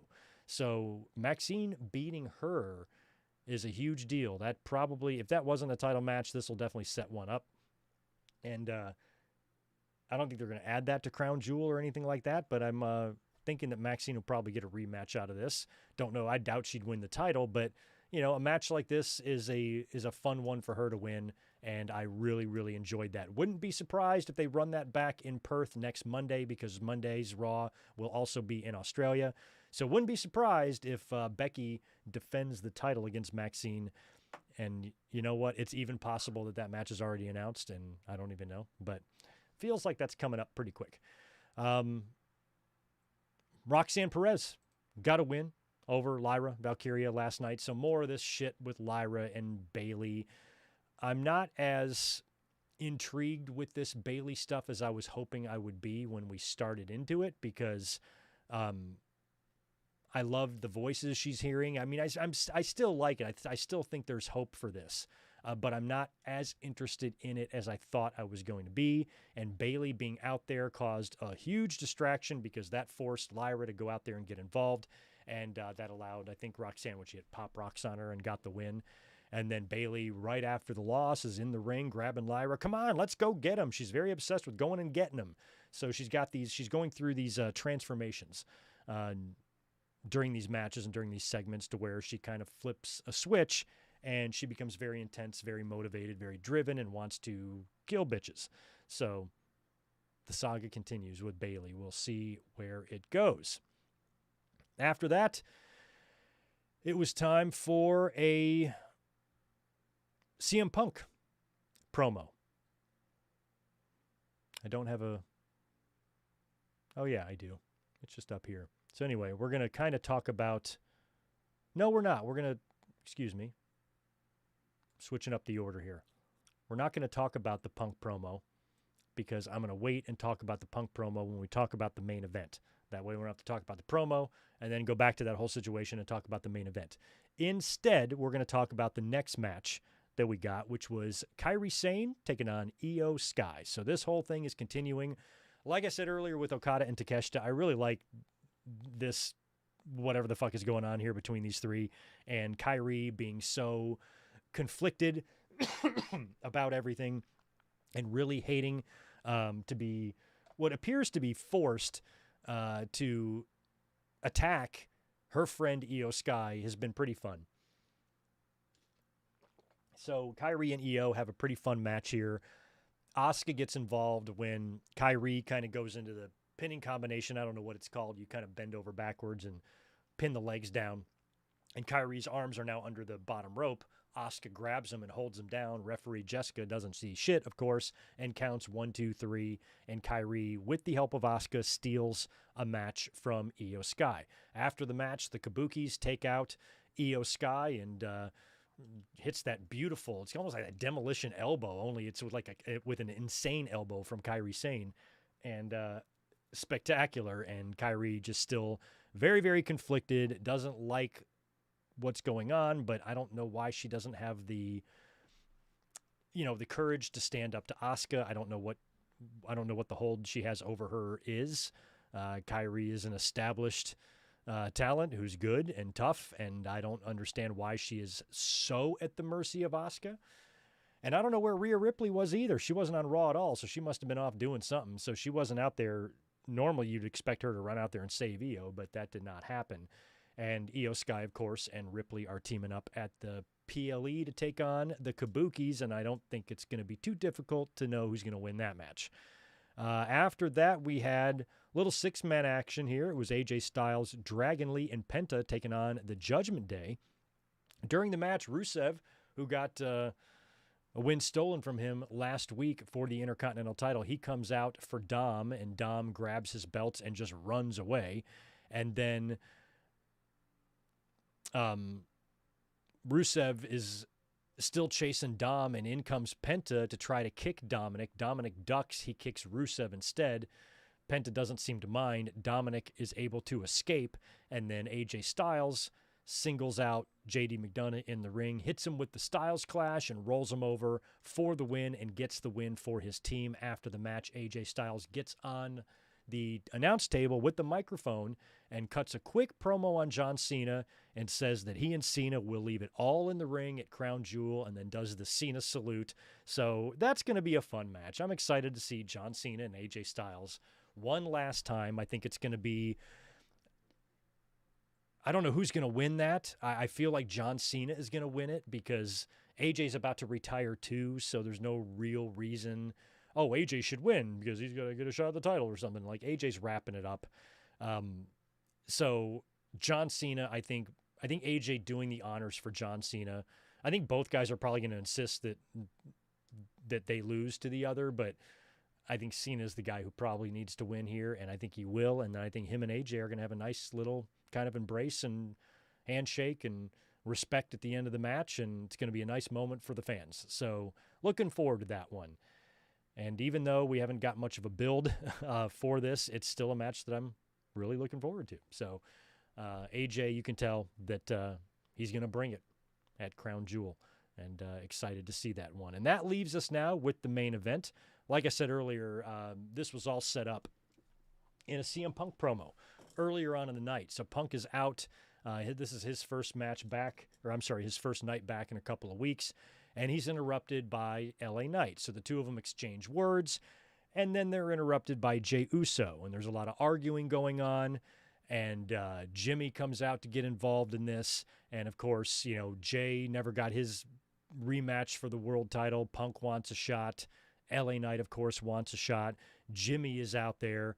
And finally, Jey winds up super kicking LA Knight, knocks him out. And there's some more words on the mic between Punk and Jey. And Punk says something like, I love Jey Uso, but I hate Little Roman. Calls him Little Roman. And Jey lunges for Punk, but Jimmy holds him back. But then Punk comes in and attacks Jey Uso. So then Jimmy Uso winds up super kicking CM Punk. So this whole thing just led to a tag match in the main event, CM Punk and LA Knight versus the Usos. And we've been seeing this a lot. I feel like this trope has been done a lot, especially even in the last couple of weeks, where people are stealing pins from each other. I feel like Hangman Page did a little bit of that to Samoa Joe last week. JC Jane jumped on Sol Ruka's pin tonight. And then last night, you've got Punk hitting Jey Uso with a GTS. And then LA Knight tags himself in and pins Jey Uso for the win. Gets one over on Punk and does a little thing and just walks away. So LA Knight as well, looking for a championship match, and everybody wants to get it first. So when it comes to the World Championship, we're about to predict Crown Jewel here in just a second. But I would really like to see LA Knight win the title, but I just don't think that it's going to happen. I think that Seth Rollins will beat Cody Rhodes at Crown Jewel, and Seth Rollins will wind up losing the World Heavyweight Championship to CM Punk. That's the story that they're telling here. He's going to have to drop it to Punk at some point. I don't know if they're going to wait all the way to WrestleMania or if we're talking Royal Rumble here or something like that. So I feel like CM Punk will take the belt from Seth Rollins, but then Roman Reigns will beat CM Punk for the championship. I think Roman will win the World Heavyweight title. I think that belt needs to be on Roman at some point. A lot of fans think, oh, no, Roman's only going to win the other title. I think he has to win the World Heavyweight title. I think that's important for title lineages. I mentioned that lots over the years, that you want some big names on that title history, and you absolutely want Roman on that one. So if you have Roman winning the Rumble or Roman winning the Chamber, and it's Roman Reigns and CM Punk for the championship at WrestleMania, that could be great. So maybe it's CM Punk beats Rollins at the Royal Rumble for the championship, or maybe at a Saturday Night's Main Event or something before then, and then he has a short run, and he drops the championship at WrestleMania to Roman Reigns, and then Roman Reigns can take that championship, and he can drop it to Braun Breaker. But part of me also wants to see Roman Reigns versus Seth Rollins too. Because Rollins and Roman you want to see face, but I feel like the Punk match has got to happen. Punk won the championship and then lost it, so I feel like he's going to win it one more time and get a chance to hold it for a short amount of time before Roman takes it from him. But I feel like that should be the order that we go in. Rollins to Punk to Roman to Breaker. And then I don't know what the hell's going on with the other championship. If Brock is going to wind up taking that thing from Cody. Cody got a couple of victories over Brock, right, before Brock left. So now Brock is back. Brock is back. Is he going to take the title from Cody? He probably will. Whatever they do, I just don't want another Roman Reigns and Brock Lesnar match. I want that chapter to be closed. That great match they had to finally close it all off with the dump truck taking over the ring and all that stuff. Don't do another one. That story is told. Concentrate on other stuff. You can do another Brock and Cody match, I guess. Have Brock beat Cody, and then maybe Gunther beats Brock. Still got to do that match. Still got to do Gunther and Brock. I don't know what the right order is for that championship anyway. But that leaves us with Crown Jewel. Let's predict it. Before I do that, let me answer this super chat from Jay Lambo. Thanks for the $9.99, dude. Thank you for that. Hope you are having a great Tuesday. Next Saturday, me and my mom are going to Wrestle Dream. Next Saturday, I'm excited as it is my first AEW event and also my first pay-per-view. That is awesome. Wrestle Dream's going to be a good one. Does your mom have a weak stomach? Watch out in that I Quit match. That could get pretty ugly. I mean, Darby is running out there with tasers and mace and flamethrowers and Molotov cocktails. It's going to be crazy. So just watch yourself. But I hope you have a great time. That's very exciting. First pay-per-views are always memorable. Happy for you, man. That's going to be fun. Get pictures. Shoot them over on Twitter or send them to us somehow.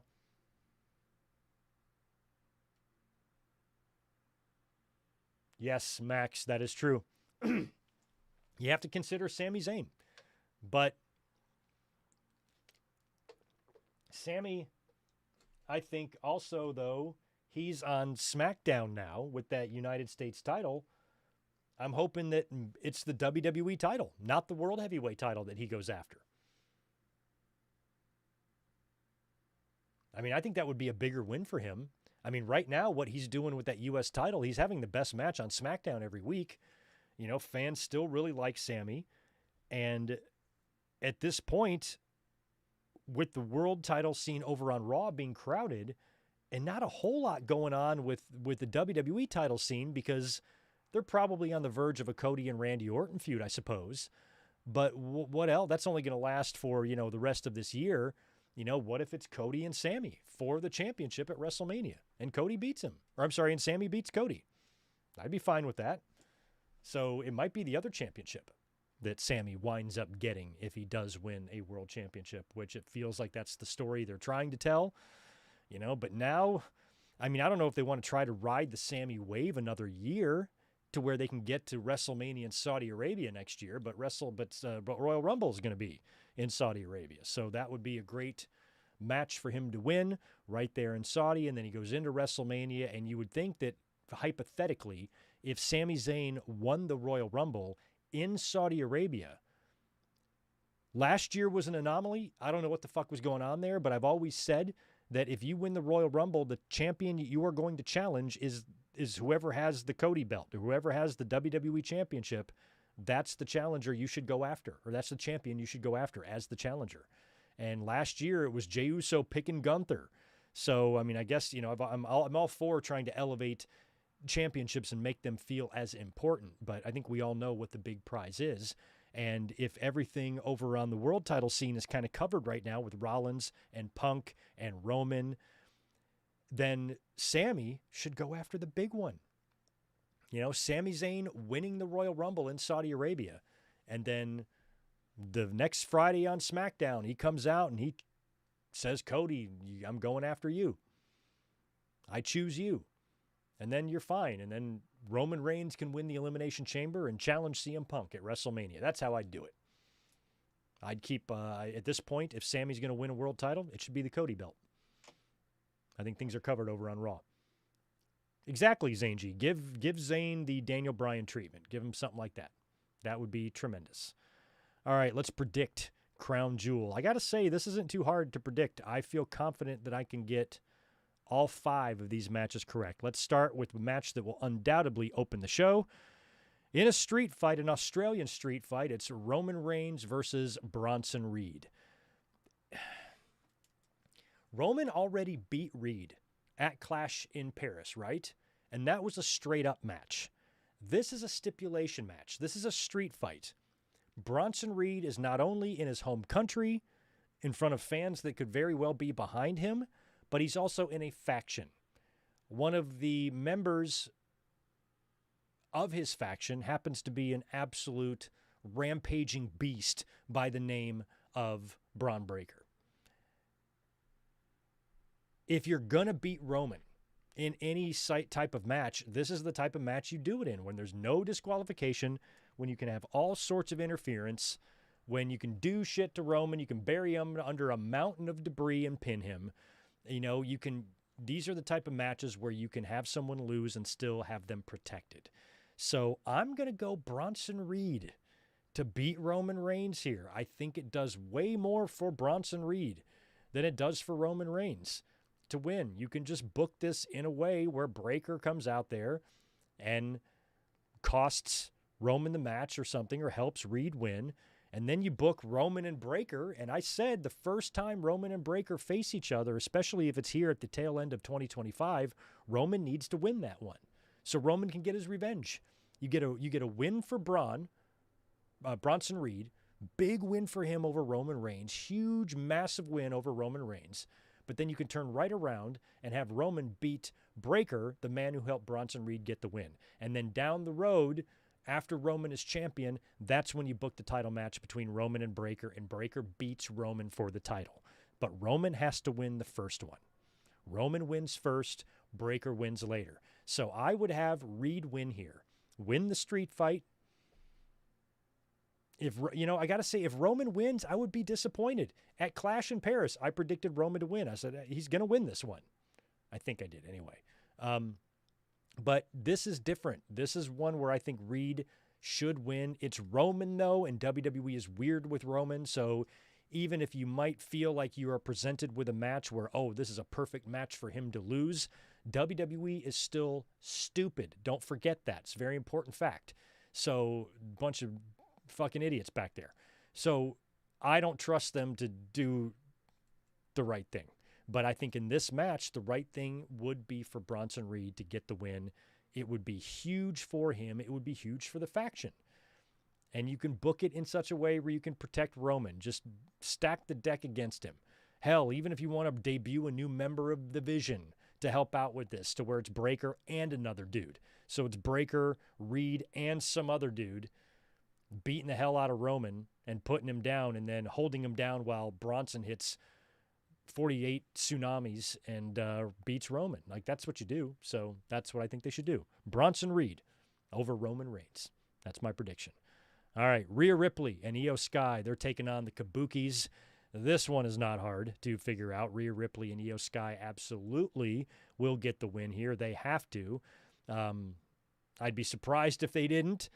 Although you could still book some possible dissension between Ripley and Io. You still got to get that match. We have to get that match between now and WrestleMania, or maybe even at WrestleMania. WrestleMania is going to be the absolute latest.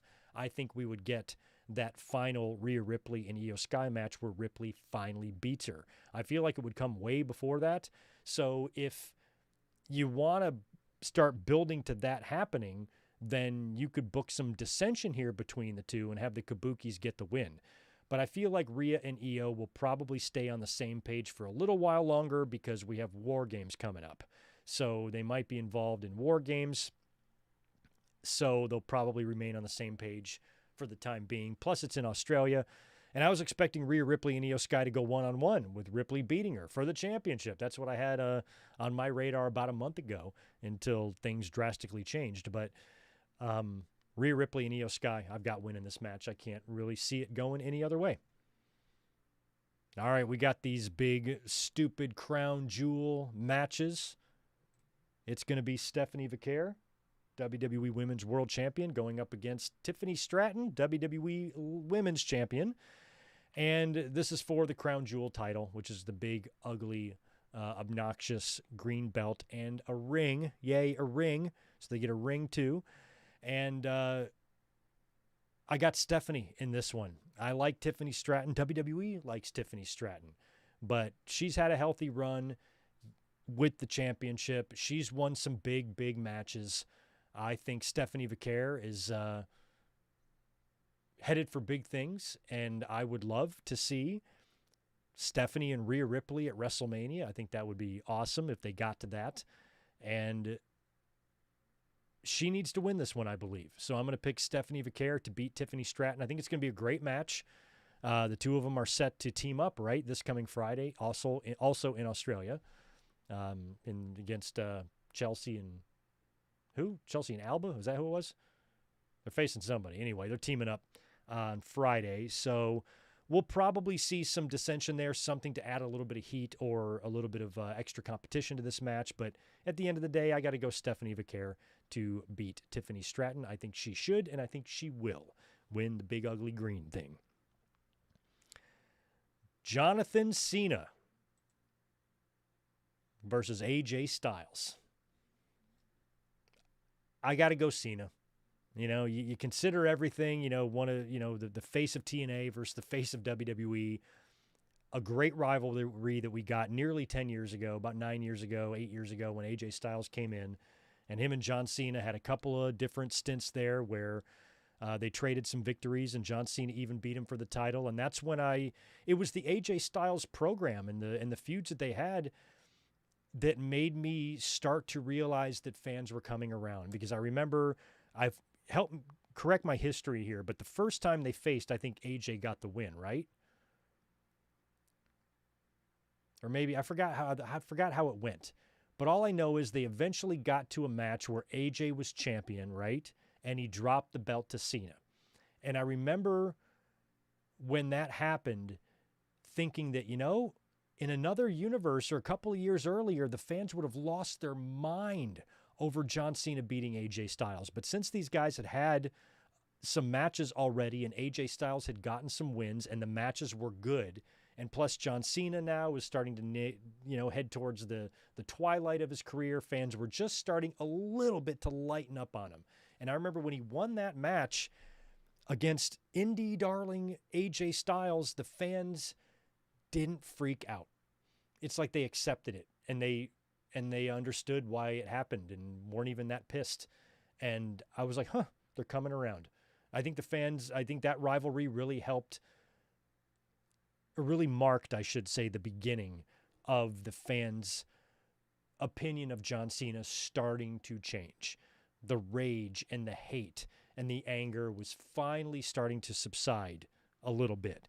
And it was really during this feud that I started noticing that happen. So I've always appreciated this feud and the historical significance it's going to have. And, you know, in modern, 2010s wrestling, 2010 and beyond, a very weird era for me to be in, but we're here. And this is going to be one of the rivalries I think that will really stand out of this time period as one of the ones that really helped make John Cena as the legend that he is, because AJ has that Shawn Michaels level of reputation to where, he's the best in the game, and even at the age that he's in, he still can, just like Shawn, can go in there and wrestle at an unbelievably high level. And for many, many years, people considered AJ Styles the best wrestler in the world. And he was going in there with a guy who a lot of fans said couldn't wrestle, and he was going in there and validating Cena. and working well with him, having great matches, and showing him respect, speaking highly of him outside of the ring. I think all that helped. I think AJ Styles deserves some credit there for helping change the fans' minds a lot. So this match is important. This match is, I'm glad that they're doing it. Even though they're just throwing it at you, they don't really need to do much else. You don't really need to build a match like this. This is Cena's retirement run. You know, his hurrah, his last hurrah, his farewell tour, and he's going to recreate some of his greatest hits. And I just think that's really awesome. And I think the match is going to be really special. At the end of the day, you know, John Cena's not in there with Brock or Gunther. He's in there with AJ, a guy that's going to likely retire just a few months after Cena will.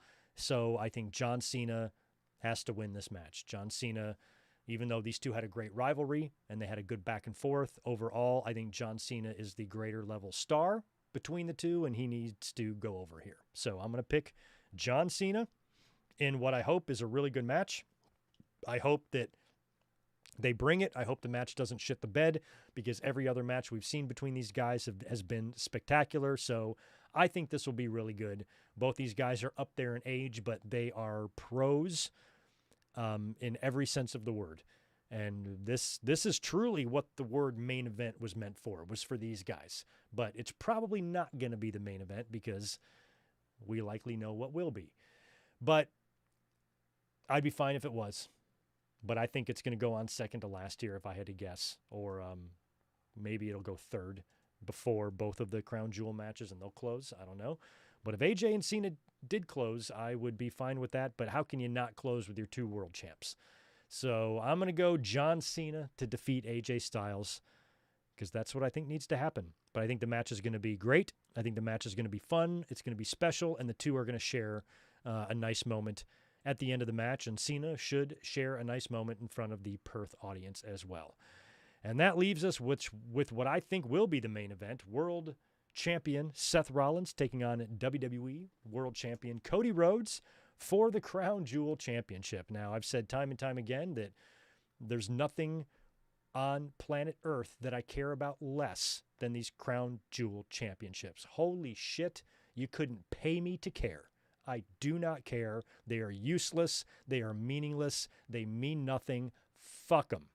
But I like this match. I've been waiting for this one. Cody Rhodes and Seth Rollins, I've been waiting for this one for a while. And I've been saying ever since 2022, ever since Cody tore his titty off, that the next time they get in the ring, Rollins is going to win. He has to win. And what they've been telling us on TV, you know, Cody feels like he's in Rollins' head a little bit. Of course, Rollins took that great crossroads on Raw, you know, week before last.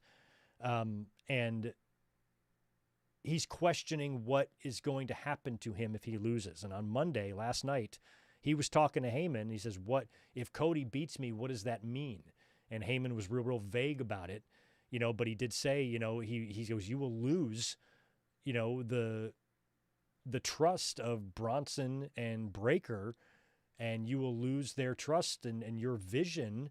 You know, they're not going to get behind it if you lose. Like, everything is on the line here." So the pressure is on Seth Rollins. And so I was reading a little bit of discourse online a little bit, and I was surprised to see some people are starting to say, and I think Bubba Ray, God, he's so stupid. You know, he was saying, he's one of the people I think that are saying that Rollins should lose to Cody, because that could tell a greater story, you know, with what's going on with Rollins and the vision and the distrust now that his faction members might have for him. And I just don't see that. I think he's got to win here for that exact reason. I think he needs to remain the top leader of the vision for a little while longer, because it's only in October. You still got to go through War Games and all of that. And I don't know how good that TV would really be, having Seth, you know, trying to keep the threads together in his own faction that provides you with some material. But I feel like that's something that they're already going to do. They're going to do that later on, probably when Rollins drops the title. And when you can start seeing Braun Breaker, you know, getting stronger and stronger. And, you know, they might not be able to wait until late next year to have him beat Roman Reigns for the championship. He might be in line for a WrestleMania shot of some kind. And that also would tell a pretty fun story if he were to win the Royal Rumble and Seth is still champion. But I think Seth is going to drop that title to CM Punk. So I feel like you can still wait on Breaker And I think it's a little bit too early to start telling that story, because if Rollins does lose to Cody, then I don't even know, and Bronson beats Roman, why are they even going to have anything to do with Rollins at that point? I just beat Roman Reigns. I'm the new number one contender, bitch. See ya. Rollins is out. The two young guys are now taking over. He'll be pushed out of his own faction. And I don't think creatively WWE's ready to do that yet. So Seth Rollins has to win this match. And he could have help from Bronson Reed, maybe Braun Breaker, maybe even Roman Reigns makes an appearance in this match if they get really crazy. But I think you're going to have some run-ins, and you're going to have some interference, and something's going to have to happen to Cody in order for Rollins to get the win. But he's got everything in his favor. He's going to have Paul Heyman out there, and he's got some backup, unless Roman Reigns takes out Reed and takes out Breaker in the opening match somehow, and they're hospitalized and they can't be there in the main event, then Seth's going to have to figure out a way to get it done on his own. And I'd be surprised if he beat Cody completely clean, but he might. But regardless of how it goes down, I've got Seth Rollins winning the Crown Jewel Championship match versus Cody Rhodes, and I think Seth Rollins will beat him. So there you go. Just to recap, Bronson Reed over Roman Reigns. Yes, I said Bronson Reed over Roman Reigns. Rhea Ripley and Io Sky over the Kabukis. Stephanie Vaquer over Tiffany Stratton for the Crown Jewel title. John Cena to beat AJ Styles, and Seth Rollins to beat Cody Rhodes for the Crown Jewel Championship. There are your Crown Jewel predictions. So yeah, right on. We busted it out. Good 2-hour podcast with not much of an audience, but I'm glad we did it. What do you think? I lit my shelves last night. I put some LED lights on the shelves, so I'm still trying to dial in my space. I tightened up the shot a little bit here with the camera because I had a little bit of a wider shot. So I think we're getting there. We're getting there. Starting to get used to the new spot here. So anyway, want to thank you guys for hanging out. I'll see if there's anything else going on here in the chat. That's right. AJ beat Cena at Money in the Bank and SummerSlam 2016 and then dropped the title to him at the Royal Rumble. So I had it reversed. It wasn't Cena winning the title. It was AJ beating him for it. And that's what I was talking about. I remember that maybe it was even the SummerSlam match. Oh, no, I'm sorry. I did have it right. Yeah, AJ beat Cena the first 2 times. And so that's when he dropped the title to him at the Rumble in 2017. That was when I noticed that, the fans are actually okay with this because they know that AJ already beat him twice. It wasn't like John Cena just dominated and buried AJ Styles. I'm sure there were some fans after that match at the Royal Rumble that were saying Cena buried him, but it was a lot less than normal. And I remember that was just kind of the turning point, where you could say, yeah, John Cena might be champion again, but the fans don't have a stick up their ass about him. They had already long since transferred that stick to Roman Reigns. So they had a new stick, a fresh stick up their butt, and the John Cena stick was no longer up there as deep. So they had transferred their hate onto someone else, plus John Cena's not winning at the level that he used to win. And he had that great rivalry and a great series of matches with AJ Styles that resulted in victories for both. And it was a great rivalry. And I'm glad they're running it back in Perth. I'm happy about that. So, anyway. Cena derangement syndrome was a thing for 20 years. It was so whack. My God. Felt bad for some of these kids. I'm like, how do you ever expect to get a girlfriend? You're fucking freaking out. Losing your mind over a wrestling match, a fake fight, and not just getting we all have critiques. I've yelled at some pretty horrible Monday Night Raws before, but not to the point of holy crap, that guy needs to be either institutionalized or receive some form of shock therapy. We never got that far. We never made it that far. So I always just thought that was a little bit ridiculous, and Cena really, at the end of the day, wasn't that bad. And he's going to kill the business, and WWE is going to go out of business with him as champion. Yeah, how'd that end? I rest my case. Anyway, me and Tito, who's laying right here, you can't see him, we're going to go ahead and get out of here now. So you guys have a great rest of your week. I will post a link for Saturday's Crown Jewel review. We'll be up here in the afternoon sometime whenever I can get around to watching the show, because I'm not going to wake up at 5 in the morning and do that. I might lay in bed and turn the TV on, but I doubt it. So it'll probably be an afternoon thing, and I'll post a link to that here in a couple of days. But in the meantime, if you don't mind hitting the thumbs up button on your way out of here, I would appreciate it, and I will be catching you guys later on this weekend for Crown Jewel. Have a good one. Peace.